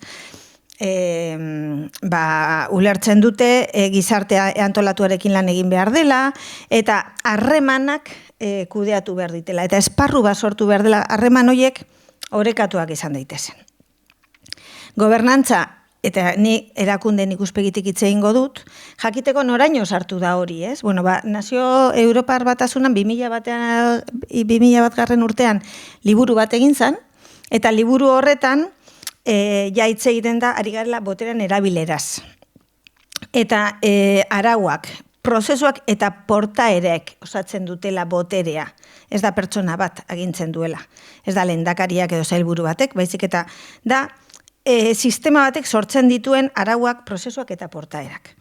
Eta aurreratu egin behar da, irekiak izan behar dira, harreman horiek, edo arau horiek, prozesu horiek irekiak izan behar dira, gero esango zer dan hori, parte hartzaileak, parte hartzeko aukera ematen dietenak herritarrei eta eragilei, erantzunkizuna izan behar du gobernuak. Eta erantzunkizuna, alde batetik iruzurrik ezin da egon, ze baliabide publiko danonak dira, kontzientzia hori hartzen da, eta aldi berean kontuak eman behar dituzten gobernuak direla. Hori ere kontzeptu oso berria da, ebaluazioa.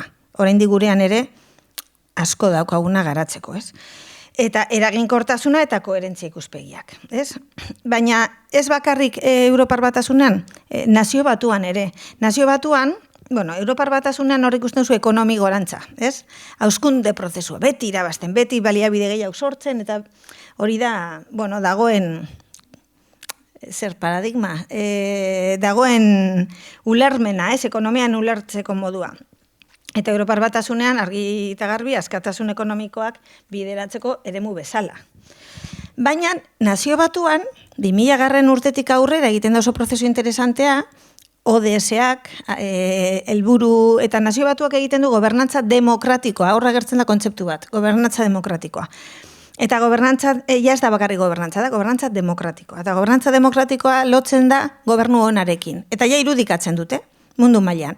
Bi elementu hori lotuta, bat, mundu mailan guztion bizitza onarekin, edo garapenarekin, eta giza garapen jasangarriaren terminoetan, eta gai gara irudikatzeko zer da giza garapen jasangarria, eta giza eskubideak benetan bermatzarekin.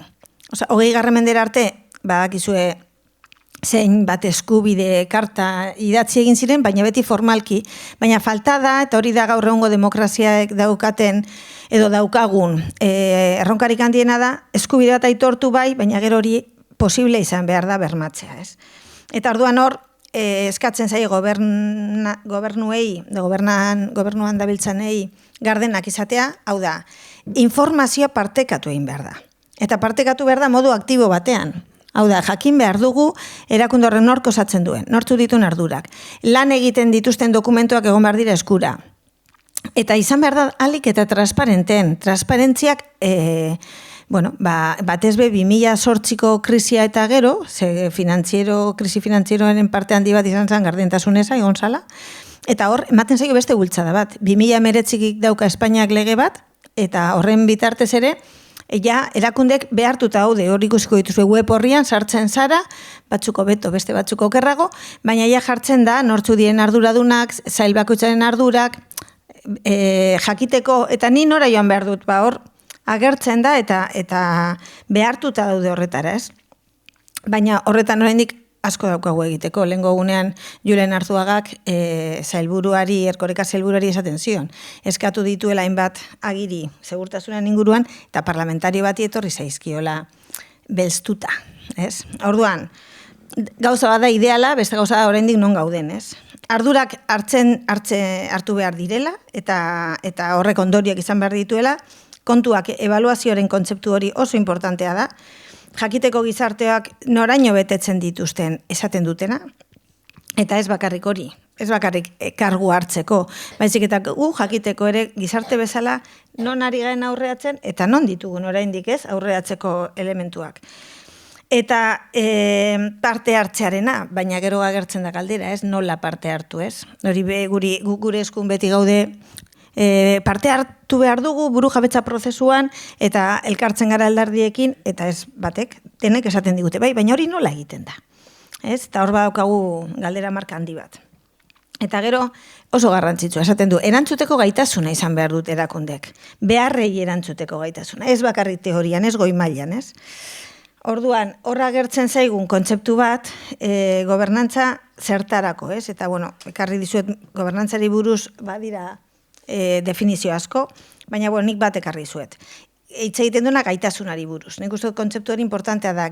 Komunitate batek daukan gaitasuna, sortzeko harreman marko bat, estatu eta gizartean artean.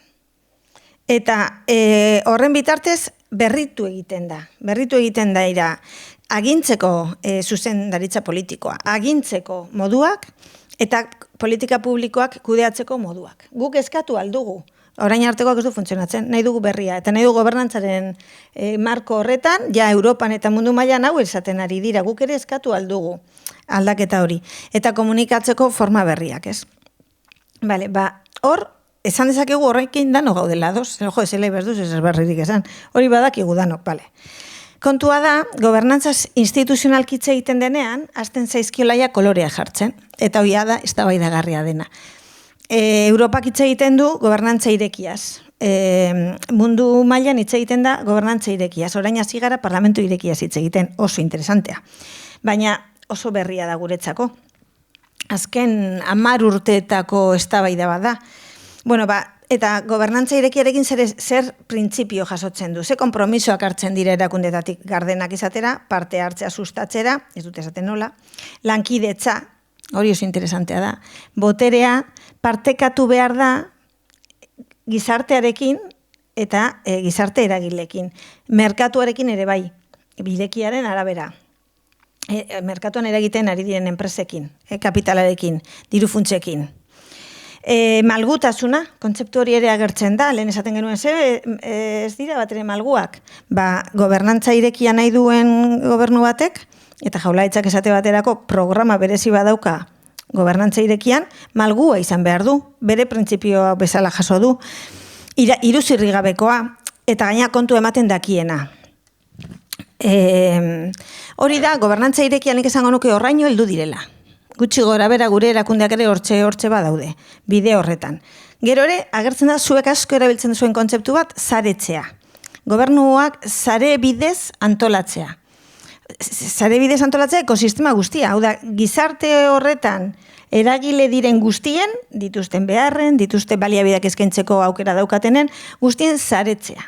Eta horretan, zer esaten ari dira? Esaten baldin badu, gobernantza saretua nahi dugu. Deszentralizatu izan behar du, orduan eredu zentralista goiti berakoak ez dira onartzen, eta eskumenaren kontzeptuaren ulerkera berri bat, eta nik uste behar beharrezkoa dena, batzutan esaten dana, nik ez daukot eskumenik, eta orduan hartzu zu karpeta, eta namaten duz, ez da, kendu du gainetik. Eskumenen deszentralizazioak eskatzen duena da ulertzea. Nik eskumena dut, nina azken arduraduna, baina zuk ere ekarpen egin albaldin baduzu, eta demagulen aipatzen duguna, ez? Hezkuntza sailak dauka eskumena aurren irakasleekin, eta bai, baina udalek ere lagundu aldute, eta osasun sailak lagundu aldu. Eta beste, orduan, saretuta baldin badaude, bakoitzak agintea daukanari, eskumena daukanari, bere ekarpen egin aldu. Ekintzailea, saretutako gobernantza honek bilatzen du egitea. Anistasuna onartzen du, zaten du gizarte anitza da, eta denei erantzun behar diegu, orekak bilatu behar ditugu, baina ekintzak egitera bideratuta dago. Parte hartzailea, eta gero, oso interesante beste elementu, helburuak partekatzen ditu. Hau da, helburuak ez dira alderdi politiko bat elkartzen dena delako eremuan, eta esaten du, jazta, hau da, nik erabaki dut. Ez. Helburuak, gizartekoak, adostu egin behar dira. Gobernantza saretua baldin bada, eragile guztien artean, agenda hori eraiki egin behar da. Gero badago beste kontzeptu bat, asko entzuten dugula Euskal Herrian, eta mundu mailan, batez be mundu, mendebaldeko mundu honetan, publiko-pribatua. Eta gobernantza horrek non jartzen du harreta? Jartzen du baliabidetan. Zaten, bai, zuek beharra asko dituzue. Baina behar horiek asetzeko baliabideak behar dira. Eta ordan, baliabide horiek, merkatu logikan hobeto kudeatzen dira. Eta merkatu logikan gabiltzana, segu mundu kapitalistan gaude, eta hemen bizi gara, eraginkortasunez kudeatu behar dugu. Orduan, zerbitzu publikoak enpresa logika batekin ere kudeatzen dira. Ze erantzuten dio, gaina reaktiboa da, bagentozen oso administrazio zaharkitu batetik, nahi dugu berritu eta sartzen ditugu enpresa logika batzuk, eta fitxatu behar dugu funtzionarioak, eta berdin da gero 8 ordu horretan zer egiten dugun, baina fitxatu behar dugu, sartzen dira logika, merkatu logikan erabiltzen direnak. Gero, baliabide publikoak enpresetara ere egokitu egin behar dira. Ze gure aliatuak enpresak dira, laguntzen digutelako baliabideak lortzen. Orduan guk horrekin ere, esaten genuen menpekotasun hori ere, apur bat sortzen da, ikusten da. Eta sustatzen dana eredu honekin da gaitasun korporatiboa. Osea, enpresak baliabide publikoetatik bizi dira, kontratazio publikoen parterik handiena enpresek erabiltzen dute, eta orduan dirua daukate, eta horiek badaukate profesionalitate. Abokaturik onena, gainera gero administrazio askotan damutzen da. Ze daukate sekulako despatxo abokatuak zuk ordainduta, eta sartzen dizkizute toki guztietatik. Hori da lankidetza publiko-pribatua. Lankidetza bidezkoa. Hau izango nuke dagoela Gipuzkoa eraiki saiatzen, ez? Lankidetza. Ez publiko-pribatua, baizik eta, guazen aurreko guztietatik, guazen hartzera interesatzen zizkion ereduak, eta ezaugarri berriak jarri, ez? Eta horra adibidez, baliabideak lortzeko ez du menpekotasuna bilatzen, baizik eta interakzioa. Helburuak adosteko konpromiso hartzen du negoziazioaren bitartez. Kapital soziala, oso importantea. Eta hor elkartek asko dugu esateko, ni ere elkarte diferentetako kide naiz. Eta elkarteek guk kapital soziala da, ados nago amaiarekin. Ez kontratatzeko administrazio kontratatu behar dituen funtzionarioak edo langileak. Baina elkarteak, eta oso ondo esan duzu, aliatu bezala. Jakiteko errealitatean zer gertatzen da, behar berriak, behar bezala jakinarazteko, eta ni are gehiago esango nuke. Eta denbora, ze hor ere kontzeptu batzuk daude, nik uste dut bolondrezeari ere beste buelta bat eman behar diogu. Adibidez, zenbat ordu ematen dugu guk bolondrez lanetan. Eta banku bat egongo balitz, publikoa, bolondrezen denbora, ze baliabideak dirua bada baliabidea, baina denbora? Eta denbora hori kudeatzen jakingo bagenu, ez da behatuko gero, etxe asko gustatu. Ideiak dira. Baina bilatzen da, eredu honekin bai bilatzen kapital soziala, ez gaitasun korporatiboa, baizik eta gizartea aldundu, eta kapital sozial indartsu eukitea.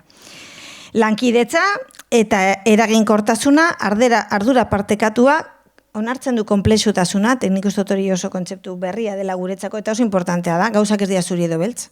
Eta ideia bat, nik euki dezaket ideia bat oso polita, baina gero tokatzen zaizunean hori errealitatera jartzea zenba kontra esan, eta beti arnaz estuka, inork ez dizu ezera aitortzen, eta gainera hauteskunde batzuetara aurkeztu barzara, eta hori ere ezagutzen dugu, eta importantea da, denok onartzea konplexuak direla gauzak, eta baina egia da, borondate bat egon behar dela. Ze borondatea dagoenean, konplexutasuna askotan askatu egiten da, eta salbuespenak agertzen dira, agertu ezin zitezken tokietan. Eta honek eskatzen du kultura politiko berri bat. Hori esaten dute, eta nik horrekin bat nator.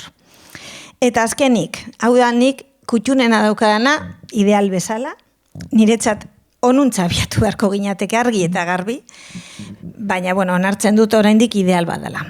Dena den, esango nuke Euskal Herrian, gobernantza publiko komunitario baterako oinarri batzuk baditugu. Ez dut mundu ezagutzen, ez dakit beste tokietan dagoen edo ez, baina nik etxean jaso duan kultura, gizarte honetatik jaso ditudan esperientzia eta biziperengatik esango nuke oinarri sendoak ditugula, eta zoriontsu izango ginatekela.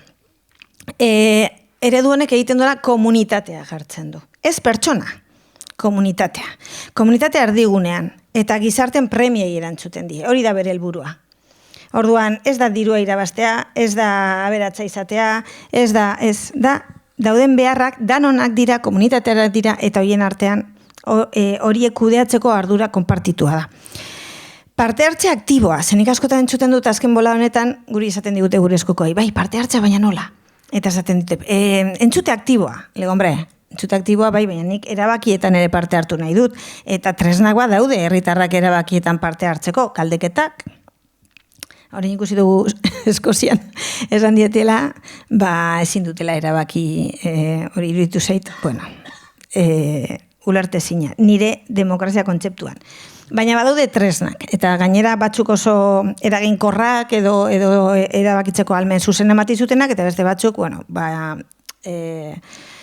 prozesua eraikitzeko laguntzen dutenak. Denetik dago eta uste dut eztabaida hori ere zabaldu behar dela. Komunitatearen gaitasuna da, nire ustez, ez korporatiboa, ez alduntza individuala, ni nahi dut alduntze kolektiboa, komunitatearen alduntzea. Ni hemen biziko naz, geratzen zaizki bizitzeko bezdakit, 40 urte askoz jota. Eta joango naiz, nire ititenia mona, nire aurreko arbaso guztiak joan diren bezala. Eta utzi dute, haiek utzi dute, hainbat gauza hasiazko utzi dizkigute, eta gu ari gara loreak eta txurrarekin, ia loratzen duten, ez? Horda, iruditzen zait, kontzeptu hori pasatzen gara. Eta guk utzi egin behar dugu, guk arrasto utzi behar dugu. Besteek, atzeti datozenak errezago izan dezaten. Ni gaur egun, orain ari gara legebiltzarrean, legeak euskaraz idazteko saioak egiten. Eta hori izaten genuen lankideen artean. Hori, duela 40 urte zinezko zan. Baina gaur egun landu egin ditugun, landu egin dizkiguten, hainbat gairekin berria daukagu, Euskaltzaindia, itzulpen base datuak, hainbat gauza eginda daude, egin dituztela pentsatuz inork hartuko zuela lekukoa, igual hartu behar lekukoa. Orduan, guk jakin behar dugu ze lekuko hartu behar dituguk gobernantza komunitario horretara hurbiltzeko, ez? Hori da nik galdera hori jarri nahiko nuke. Konpromiso eta ardura bai, baina hori aztertu egin ditudan adidi batzuetan lotzen dute zuk parte hartzearekin. Niri ez eskatu konpromiso eta ardura, gero zuk erabakiko baduzu, eta ez badidazu niri kasu zipitzek egingo. Zez, gertatzen da urruntzea, eta orain esaten dut, desapego ciudadano, pues no me extraña. Ez que dan egiten dute kanpoan, eta batzuk oso ondo irutzen zizkit ondo, eta beste batzuk ez. Eta daukadan aukera bakarra protesta, eta purban ekatuta nago.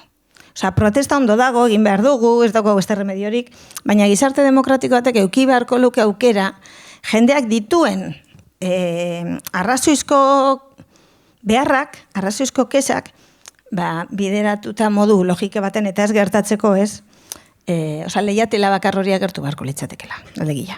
Tokiko gobernantzan garatzen ari dan teoriak dira hauek, eta zarean egituratuta ere kontzeptu hori agertzen da. Beraz, badaukat txapa luzeagoa, baina hemen utziko dut, bai, hori izan. Bakarrik hiru galdera utzi behar dizuet. Zein da eragile? Gobernantza eredu bakoitzean, hitz egiten digutenan gobernantza eredu bati buruz, berdin zait bata zein bestea, zein da eragile nagusia? Zein erakundek, ze erakunde mota behar dugu gobernantzan edo langidetza bidezko edo komunitarioa hortxe, horruntza abiatzeko, eta nor da hartzaile nagusia, gobernantza eredu bakoitzan. Ikustot, 3 galdera horiek egongo dira gehiago, baina bai iruditzen zait aldaketa momentuan gaudela, eta garrantzitsua dela galderetan asmatzea. Gero erantzuten, saiatu alizateko. Eskerrik asko.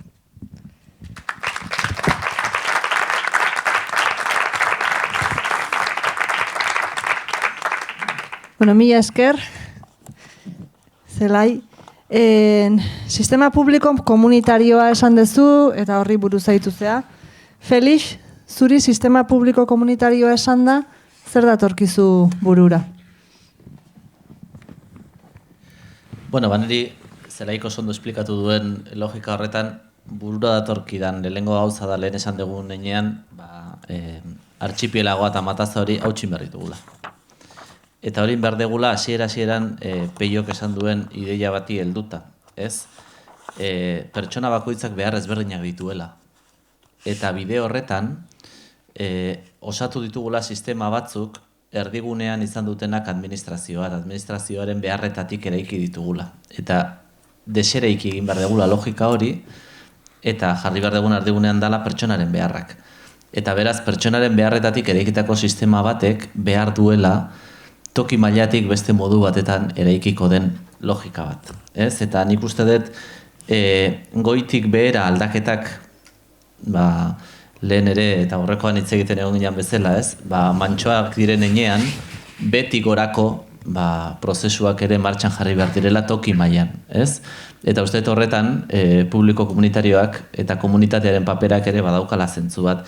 Eta lehen apur bat sartu naiz Usurbilgo udalarekin, baina Usurbilen uste dut honetaz hitz egiteak badaukala zentzua, zaintzaren inguruan ere ari dalako prozesu nik uste interesgarri bat martxan jartzen, klabe ekosistemikoan lanean ari dana. Eta klabe ekosistemikoak, uste dut, oraintxe zelaik ere aipatu duen bezala, beste logika batzuk jartzea dakarrelako, ezta? Koordinazioan,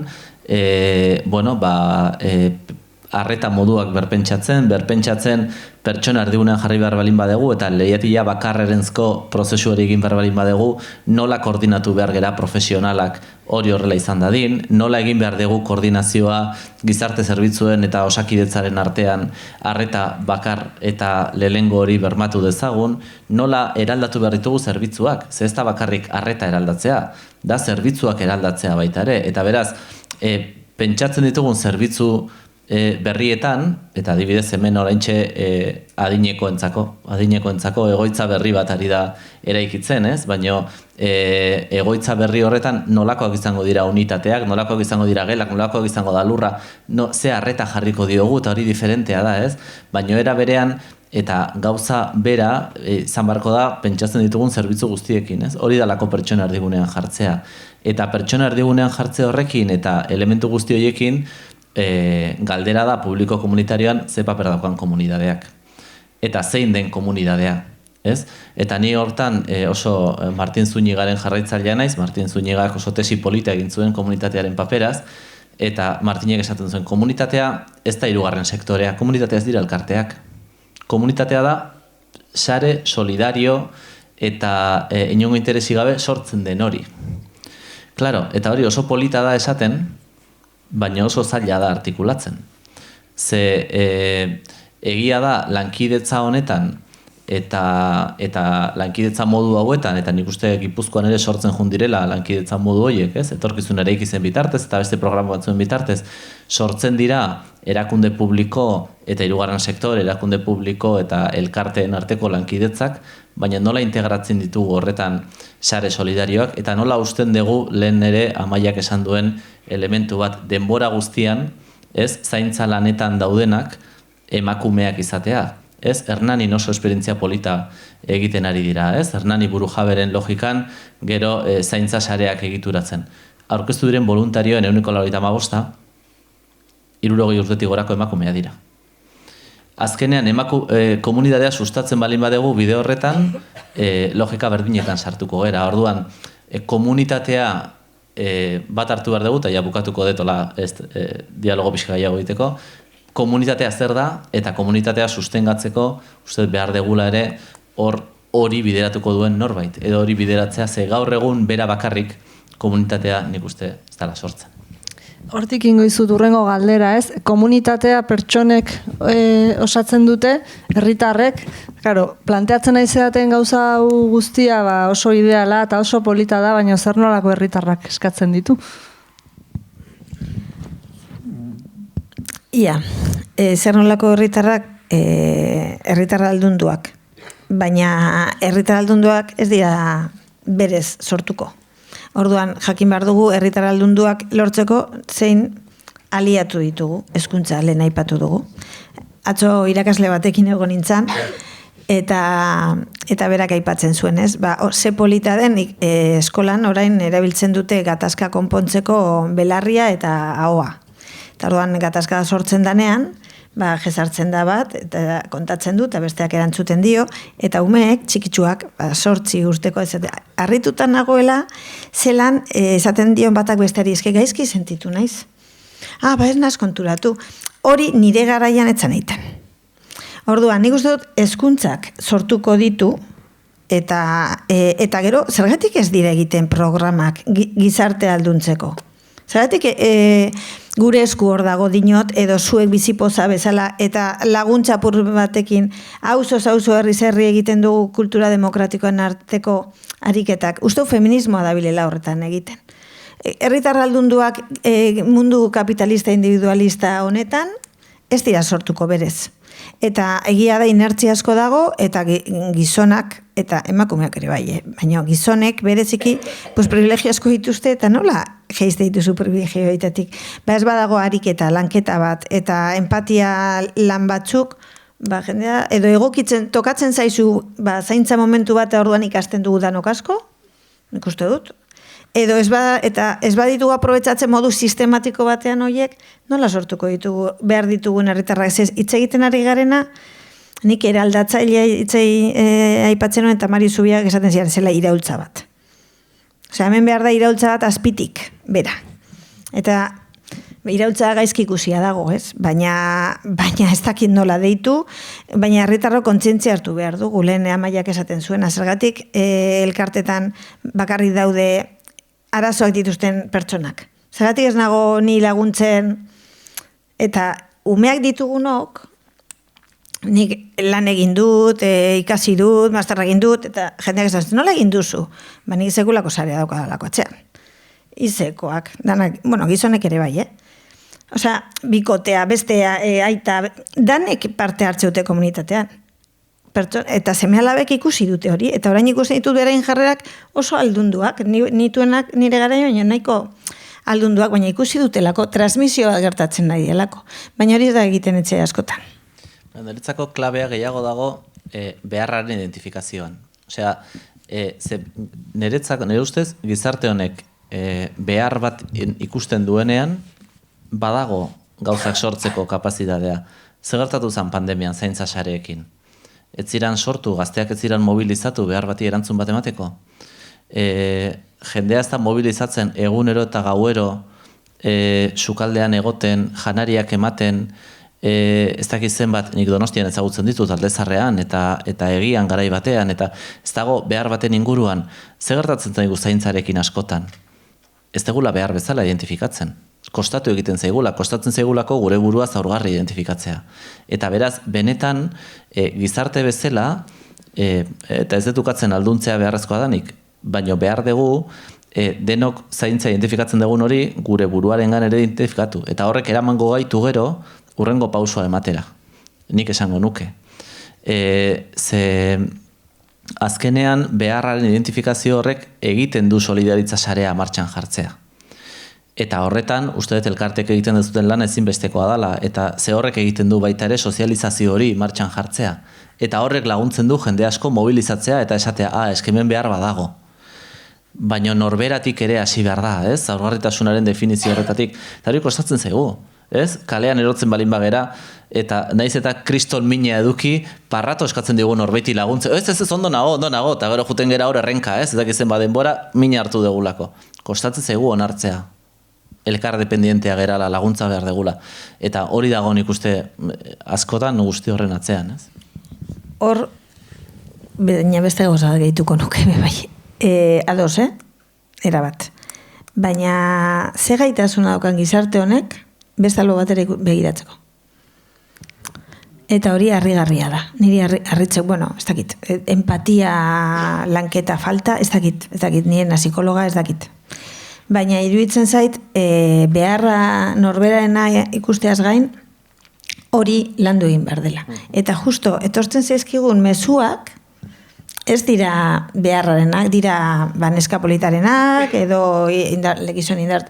Osea, kanpoti datorkigun mezuak ez du laguntzen, norberaren zaurgarritasunaz jabetzeko. Eta horretako nik uste dut lidergoa erakundetatik hartu beharko litzatekela. Eta Bizkaien esate baterako gertatu zen, niretzat oso gauza larria, gazteak, inoiz antolatzen ez dien gazteak antolatu ziren, eta etorri zitzaien ertzaina esaten jarriko zietela denuntzia bat. Eta koordinatu behar zirela, beste bi elkarterekin, eta hori etzan kudeatu. Hori zilaraz izan, zer dano beldurrez, etxera. Ordan zen nahi dut, nik uste mentalidade aldaketa bat behar dugula, eta mentalidade aldaketak landu egin behar ditugula goiti bera, eta beti gora. Bueno, denborak kingabiltza hola, nik uste iriki behar degula mikrofonoa zuen ekarpena, galderak, iritziak nahi dezuena jasotzeko. Bai, mikrofonoa nire daukate, baina ez dut hitz egingo. Eider, gu gero ingo dugu bukaera, bale? Horain hitzeko dugu jendea berze. Kaixo, baina zamos. Sondo, eskerrik asko. Zuk hasiera eman diozu guzti honi, nola ikusten naizea dena? Uste oso interesgarria dela, askorako ematen du, Eta gehituko nuke gozatxo bat, ez? Lehenu privilegio eta zaipatu hitz egin dut, norbanako gisa, baina ikusten nahi gehan hontan ere, uste dut erakundei ere badagokigula privilegio batzuk askatu eta herritarrak alduntzea. Oso ondo. Eta zuen hor zara? Carmen. Zemoz, Carmen. Oso ondo, gustora ikasten eta gogo eta pixka bat egiten eta apunteak hartzen eta guzti. Zerbait esateko edo? Ez eskertzeko. Bilera hau edo topaketa hau eskertzea. Oso ondo, eskerrik asko zueri. Hemen Saharakoa, ezkau. Anoetatik, zu zerbait nahiko zenuke esan? Eskerrik asko garko gonbidapenagatikan. Eta bai dala azkenean hori, denak esan duten bezala, ondo onglizteke leio bat bakarrikan, eta leio horrek eskuden denak irikitzea. Tasko, eskerrik asko. Hemen Marea Urdinakoak hemen daude, Azkoititik, Azkoitixe, zerbait Azkoitixetik. Ez, niri oso gaixako nahi iruditzen zait oso beharrezkoa, ez? Zeren zaintza eta zaintzailearen papela, zoritxarrez oraindik ez dago bat ere landuta, ez? Aigea lantzen, eta baita ere, hori zaintzaile geanok ere, leheno lehirekin komentatzen nun, ez? Ez daukagula zertan, danetaz jakin beharrik, ez daukagula zertan, danetan profesionalak izan beharrik, herritar xumea garela beste danok bezala, eta derrigorrez ikasi behar ditugula gauza pilo bat. Eta guri ez gaitula inork zaintzen, eta guk ez zaintuak izatea behar dugula. Zeren batzutan, ezin dugu udanarekin, eta orduan behar dugu komunitatea, eta behar dugu asko. Gure zaituak izan behar garelako, zaintzailearen zaintza, ez? Eta hori, eskerrik asko. Zuei, Marea Urdina sortzeagatik? Zorregatik. Marea Urdina sortu genuen ere ontako baita izan zen, ez? Nik uste bakardade hori ez sentitzeko ere, ez? Eta atzetiz etozenak ez dezaten guk sentiu genuen bakardade hori, ez? Eta uste pixkat lortu deula. Eta pozio gode. Eskerrik asko. Oso ondo. Eta zu nortzara? Kaixo, ni luke naiz, herritar bezala nator. Baina bai ditut ardurak. Ama bezala, zinegotzi bezala, ikasle bezala, pertsona bertzela. Eta oso eskertua nago, gonbiteagatikan, Amaia gonbidatu zian, eta Amaiarekin elkarlanean nago, nire doktorautza ateratzeko, erizaina naiz, gainea. Orduan gaurko hitz egiten guztiarekin guztiz konektatuta. Fisiko, psikiko, giza, espiritual, eta igual lester teknologiko, ere, sartu barko diogu, hor, gizakiaren elementuari. Zelaire asko konektatu esan dezunarekin, eta bukatu nahi dut nire, hau esan naiz, seme batek beste gunean, eskolara ez dugu nahi, zeperez, ez dakize, bakizer, bale, adina da. Baina zertarako eskolara ez digute erakusten bizitzarako erabilgarria diren gauzak, ez? Gaude dinamika batian, on emaitza. Eta badaude, ereduak, familiek, etxean. Eta dutenak, ama, bazuk, egiten badezu, eta, bai, baina ni joan behar denun baitea, soldata erostea, zu gero arropa hori eramateko, eta gero, hori, patinete aukitzeko, ordaindu behar dizute orduan, zuk egin, ez jun kanpora, zuk egiten dezu, eta gobernuak antolatzea olako mundua. Bueno, muixo. Venga, segi eskolara. Nekane, lehen esan dizu Amaiak, zarela. Gero. Ez baina ulertu dut. Gure bai profesionala gea, gizarte langileak, pertsona gera, baina garbi daukat gertu gomar gala, ez? Zaurgarritasun negorean dauden pertsonen lamenean, gerturatu ez itxaron gure bulegoan. Zekera gure begiak ondo iriki, entzute aktiboa, eta ez bali madakigu zerbait, esan, galetu egin berdet. Eta partekatu komunitatearekin, ez? Eta enfokea jarri pertsonetan, ez? Gaixoaren gan, aurra, eta baita ere familiaren gan, ez? Eta lagundu, berak albideratu baita ere, ez? Eman empoderamendu hori pertsonari. Eta hortarako gaude, ez? Gizarte langileok, eta ikasi behar dugu autokritikoak, baina baita ere animatu, ez? Gure lanean, ez? Politxagara, beratxegarria dela, eta ez? Elkarrekin egin behar dugula erakundekin batera, ez? Elkartekin batera. Zu praktika egiten ez aspan egin? Bai. Zemoz? Oso ondo. Ikasi, asko ikasten nahi naiz, osea, ondo. Haiek ere ikaseko guezukin, Bai, espero dut. Kaixo. Zer? Ni Raquel naiz, Kirol Egokituko Federazioetik nator. Eta, bueno, beti oten da Maian ere lankidea, baina, bueno, beste jarduera batzu da askagu, eta, bueno, nik aurronea torri naiz. Oso interesgarria, beste elkartekin ere hemen elkartu eta konpartitu gure artekoak, eta, bueno, informazio jaso eta gero konpartituko ditugu lankidekin. Zondo, zuka izate, urpil aurkian, da bestela, eta... Bai, gu atope gaude, atope, suertez. Segi horrela. Nerea zu gero, bale? Zemo xisa dena ondo? Osondo. A ber, hemen, itzein du nekanek, aspanoikoak, zemuz dago xare alaba. Bueno, ondo, nik aipamen bat, leio bakarrarena erabatadoz, eta nik suertez bastante babestuta oen dela gauza berri bat pasatzai goren dela 3 hilabete, eta aspano girik eta gerrotasuna handi ikusi dugu, eta atzetikan lan handia eginda dagola, ikusi da, eta eskerrik asko denoi. Eta horixe, besteik eta dateaten. Osondo, begi urdin. Hombre, peioren aita, zemuz ikusi ez du semia. Urduri xamarrizakit, ez? Azkarri izaldu hitz egiten. A ver, en positibo. Bai, positibo. Ikusi dut urteetan zuekin lanean, berak ere asko ikasi dula. Eta zu nortzea? Ni, Ainoa, Peion Arreba. Behandu iritsi naiz eta ezin izan ikusi, baino gainontzeko entzun da eta asko ikasita. En el club de fans etorri da txetik. Bueno, zuek? Mindarakoak gara.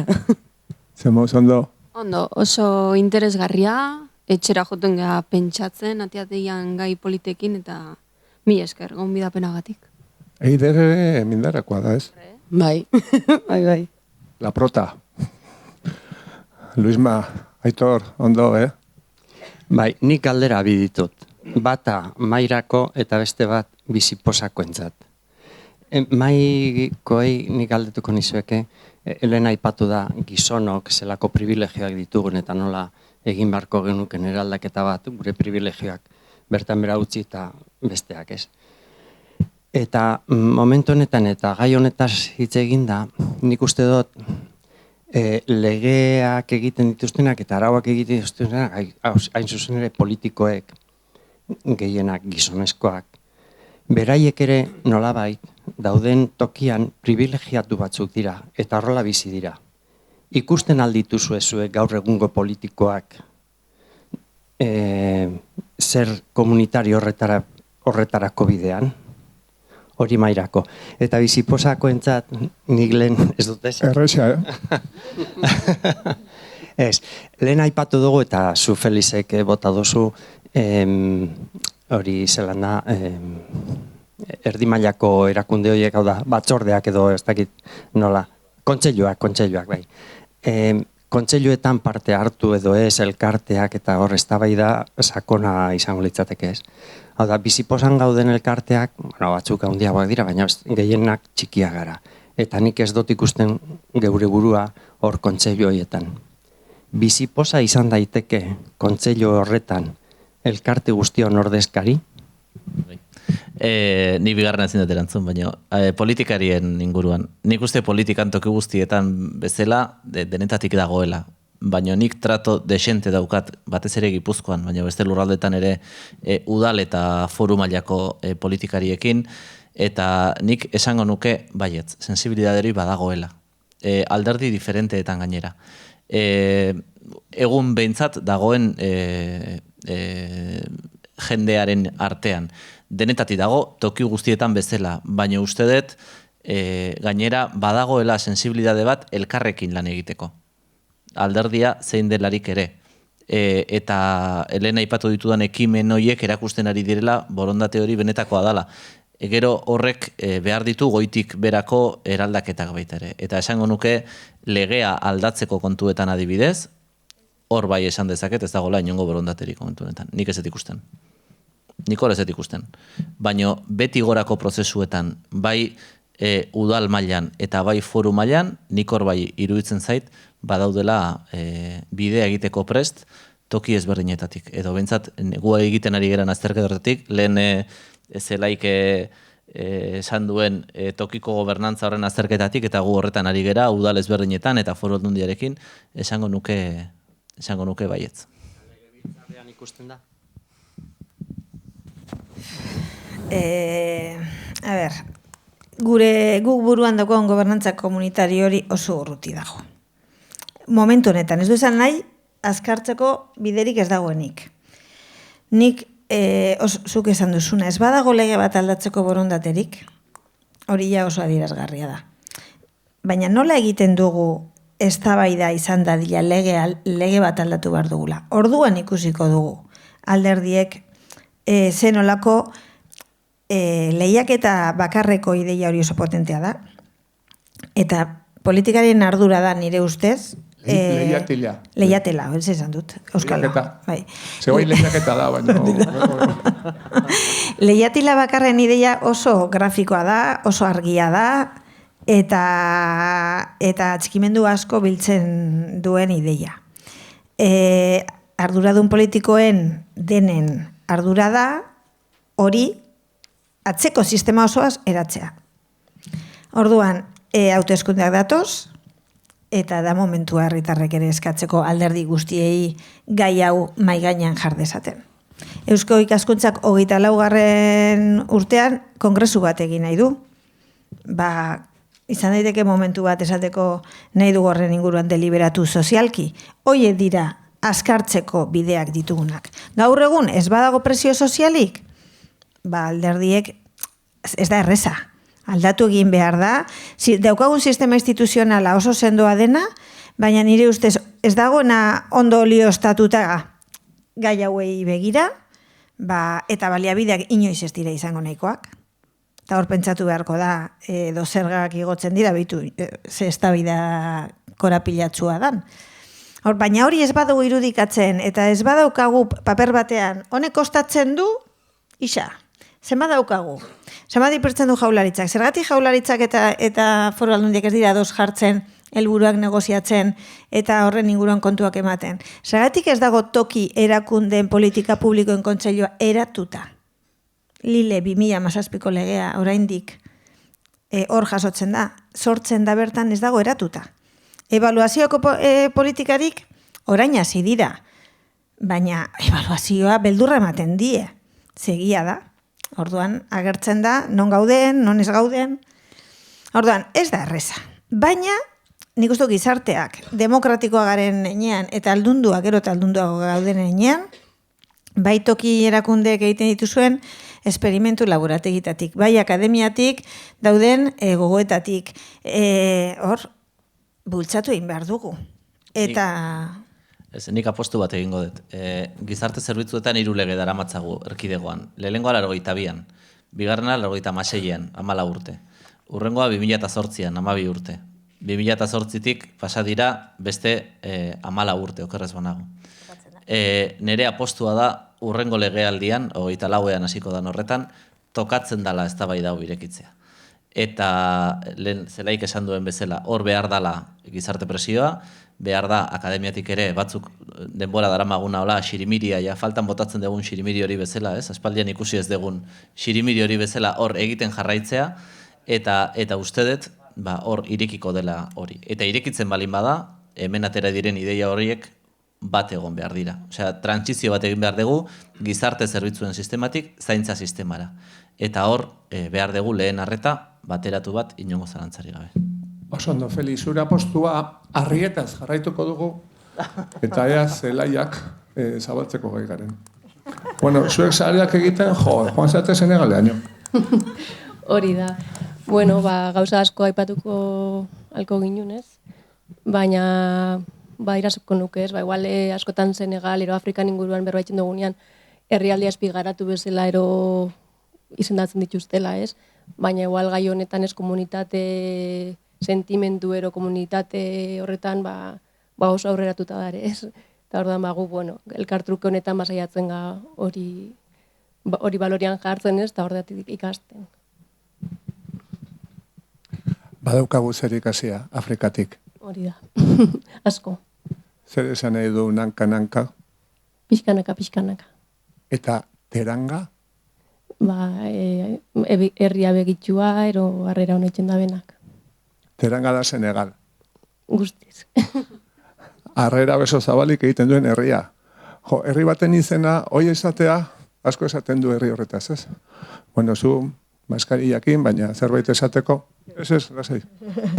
Bueno, a ber, ni bihotzekoa naiz, eta bueno, komunitatea ados nago behar dugula, baina oso zaila iruditzen zait komunitatea kontzientziatzea, ez? Jendea kontzientziatzea. Horregatik laguntza handia daukagu bizipozan, sare voluntario zarea oso importantea da, guri asko lagundu digu, eta horrela hasi gaitezke, ez? Pizkanaka denok artean ba kontzientziatzen. Oso ondo, eharki ulertu zaizu. Bueno, Eiderren fansak hor daude, familia, izeba eta izebaren izebak. Inguruan, Bota, bai. utziko idazue, atzo ezagutu nituen 3 haur, 9, 5 eta 3 urteko haurrak, 3 senegaldarrak. Ama euskalduna, aita senegalduna. Ez txarte zuek izango. Eta eki, garzon eta magre, uste dut 3 direla. Eta urtebete dara matzate hemen, eta euskaldunak. Nola hitz egiten zuen, eta txikiak esaten zuen. Nik badakit hitz egiten bolo, nire txitxerekin hitz egiten dut, nik badakit hitz egiten frantsesa, erdera, gaztelania, eta euskera, baina gehien gustatzen zaidan hizkuntza euskera da. Eta lortu da hori, Uribe Kostan amak sortu duen bere txekoekin eta bere lagunekin eta ikastolarekin eta denekin sortu duen babesari esker. Osando, opateranga. Aupa Imanol. Bueno, zu, daukazu datorren astean hitzaldia, hor medikuntzan eta Etiopia utopian urtean mazkizu, ja jubilatu, zea mediku bezala, zea museo zerola laburrian. Bueno, nire ustez arazo bat daukagu gizarte honetan. Utzi dugu ja askotan banat, ez ez degula pentsatzen. Gaude kontaminatuta berri pirio batekin, eta aktibidade hori ez dugu egiten. Ez dugu denborarik, ez gira kritikoak, eta hori ikusten da. Beste pentsatzen dutenak repikatu egiten dugu. Eta nire ustez garrantzitsuena da pentsatzea, eta hori galdu dugu, nire ustez, Baina zu pentsatzen zu, ez? Asko, eta mamaiari eituta, zango nuke. Eta zendai izan da, eta ikusten nola manipulatzen ari dan, zer da, osasuna, zer da, gaizotasuna, zer da, manipulazio asko dago. Eta ez dugu pentsatzen zeiten dugu hemen erdian. Imanol, jubilatu hau, bai erretiratu ez? Ez erretiratu inoz, bez? Erretiratu inoiz. Zer, digan, askotan ez balin badu pentsatzen eta aktibia hartzen, gizartean hartzen, sartzen, eta ez dira zertxo ditzango. Orden aldatukoet, pentsatu, sentitu eta ekin. Oidek, beak harrapatu dit. Ni sarrera eman diot. Amaiazuk, itzein dezu, pulabentuz, horatzo maite zaitut esan diozu nekanide bai. Zerbait jola. Jo, nik agian ideia bat, ez? Lehen osan dugunean, herritarrak indartu edo aldundu edo, aurrekoan, maiz, eskoletara juten gara, itzaldiak ematera, batzutan, alako azokak eta prestatzen dituztenean, eta aurrekoan, batxillergoko ikasleekin, bukaeran galdera bate botanien. Zuek zergatik uste ez duen niona etorri naizela? Zeren ez nintzeren saltzera jun. Eta, guk pausoka esagutzeko, edo norbaitak esagutzen badugu behar horri duela etortzeko, zanean, bala bada bai. Baina nire azkeneko helburua da, zuek noizbait azkenean, edo kiroldegiko atezainak izango zarete, edo kultura kudeatzaileak izango zarete, edo arkitektuak, edo medikuak, orduan jakiteko errealitate hau ere existitzen dela. Zer askotan bizkarra ematen badiegu ere, nire helburua da gizartea jakitea zer realitatea dagoen gure familitan, gure gizartean, eta ordean hori, sirimiri horren bitartez, hori jakinarazi eta etorkizunean, sentsibilizazio hori benetan normalizatzea. Esa jo oso maite zaitu nekan eri berriro. maite zaitut, nekan eta zuri ere, Jose Mari. Eskerrik asko. Bueno, Leire, zuk apunteak hartu dituzu. Piskat, ni ere bai maite dizute. Bueno, Amagoia, zuena da hitza. Oain ja zurea da. Ja, bukatzeko. Saiatuko gara Luis Maren bigarren galderari erantzuten. Eider, bai maietorren erekin, zea, amaiketakoan, zure bai nere atorreko zea. Venga, seri nerekin hemen. Ze galdera potolen digun Luis Magaber nola erantzute digun. Zemos, Eider. Ba, osando. Zu hemen itzein dugu zaintzaz eta gu jaiotzen garen etik hiltzen garen arte, badaukagu zer eman, zer jaso, zer ikasi, zer irakatsi, eta elkarrekin nahi gara. Zu zaindua sentitzen zara? Bueno, bai, ni zaindua sentitzen naiz, elkarteen gatik, berak esan duen bezala, eta elkarrek, oso ondo sentitzen naiz. Eta familiak ere zaintzen zaitu? Hombre, familia gehiagona, eta lagundu dinana hemen, hau sortzen, zuri ere ezagutzen, eta Pirretxe eta Mauri Mototxi ere, nire izeba izan da, eta bitu hemen dago nire izeba, hor dago, kamarakin prest, bere hilobari grabatzeko zai. Eta noiz aterako zara, Eider, grabatu nahi dizut. Aizu, ni ez naiz porrot, ni Jose Mari naiz. Bai, badaki, porrotx hemendik handatu horrez urbila, ber? Katxe porreta, ni porrot naiz, eta zuk... Mira, ere Maria urbila, ber? Ze Eiderre dauka barruan, Maria. Bai, ni bai. Ni bai. Bueno, bai gara zaintzaz hitz egiten. Eskolan ere zaindua sentitzen zara? Eskolan matematikako andereñoarekin ez. Moztu. Eta lagunak zomoz. Lagunak, oberenak izango dira, zergatikan matematikako andereñoa. Gehi bat, gehi bi, gehi biru, gehi bider, gehi zalti dezaten eta ama. Baina zenbat ikasi duten. Eta gainera, zuek hemen zaudetela ikasten esaten dut larun bat batean. Familiek osatze dituzte elkarteak. Eta elkarte bakoitza, familia bat baldin bada, gero bizipoza da, familien arteko familia, eta nahi duna da bizipoza, zuen lana, elkarten lana, eta zuek eskintzen duzuen guztia, zabaldu, informazio eman, balioak, zer nahi zu esan. Bai, laguntzen digute egonera etortzen, eta bai. Oso ondo. Eta hemen daukagu ere, zu zemat urte dituzu, zuk Eider?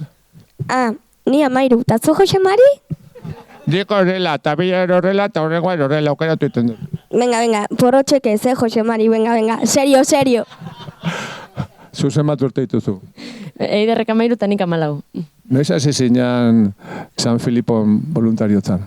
Eso, 25 ditut, ez dirudi baina 25. 16 hasi nintzen San Filipon. Bueno, orain bizipozan, zaude voluntarioa ere, zaude taldera gilean, eta zaude lanean. Zer egiten nahi zea hola motxian? Bueno, gauza asko aipatu dira hemen, tartean, konpromisoa eta sistema eraldatzea, sistema eraldaketa horrekin batera, hezkuntza sistemaren eraldaketa batere beharrezkoa da, ezta? Ze horrelako gizartea lortu nahi badugu, lehiakortasunean oinarritzen den hezkuntza bat, ezin dugu bultzatu edo ezin dugu entzun gorregin horren aurrean, eta horregatik, nire lana momentu honetan bizipozan da hezkuntza formalerako, ez formalerako, eta herrigintzarako gida didaktikoak sortzea. Aipatu da ere saretzearena, eta bizipozan elkarteok saretzen gara, baina badago gizarte oso bat, hemen zutegitik kanpo ere saretu behar duguna, eta gurera ekarri, aipatu den bezala ere, gaitz batek edo bizitzako egoera batek joa izan aurretik jendea hurbiltzeko bizipozara eta hemen gaudenon eta denon alde egiteko azken finean. Oso ondo, kilometro zero voluntariotzan eraizea? Baita ere, egin ditugu jai batzuk bat alasarten, beste bat Bilbon, azkenean herritik eta herriarentzat, ez da hori bultzatu nahi du kilometro zero voluntariotzak tokian tokiko voluntariotzak. Pon. Badago hemen pertsona bat, nahi dela... Nahi didala, nahi zidan esan, aizu nik ere mikrofonoan ateratzea nahi dute. Aber, itxoine.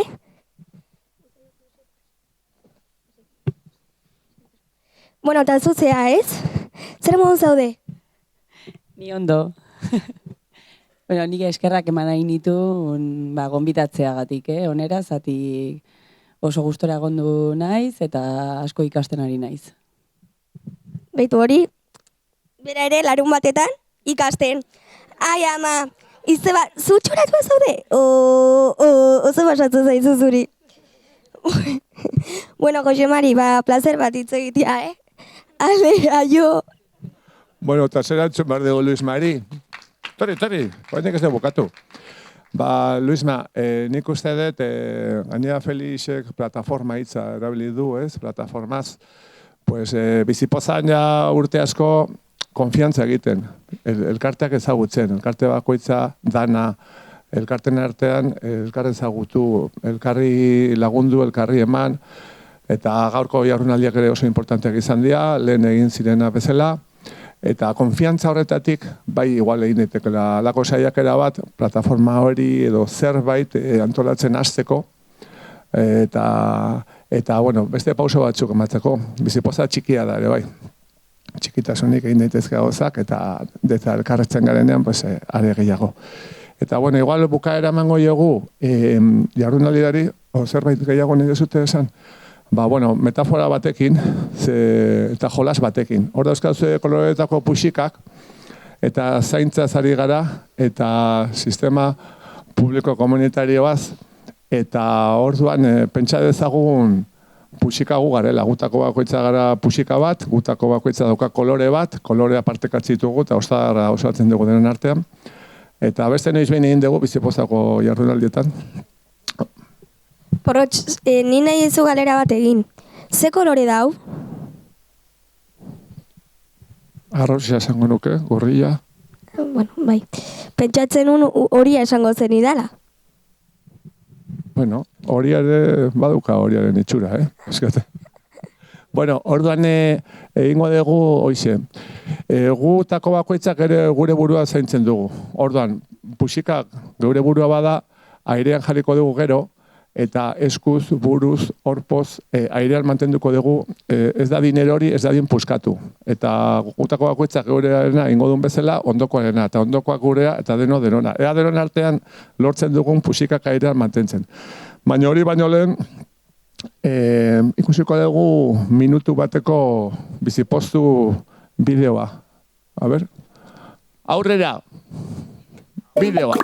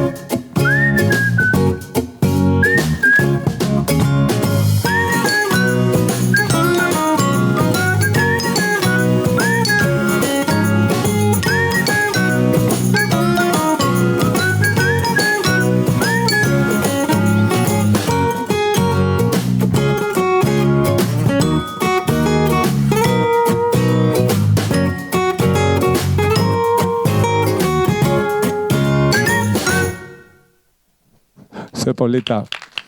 Hore, zelai, hor zeon Eliren familia, Mamadu eta seme alabak eta hartze den.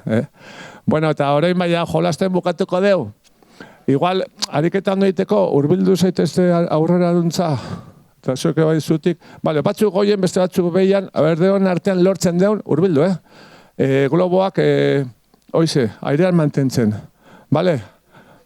A ber, ez da globo horik puskatzen, denon artean, bale? Urbildu gehiago, oso badezu bakoitza zuen globoa? Bale, orduan noin jarriko dugu abestia eta aurrera.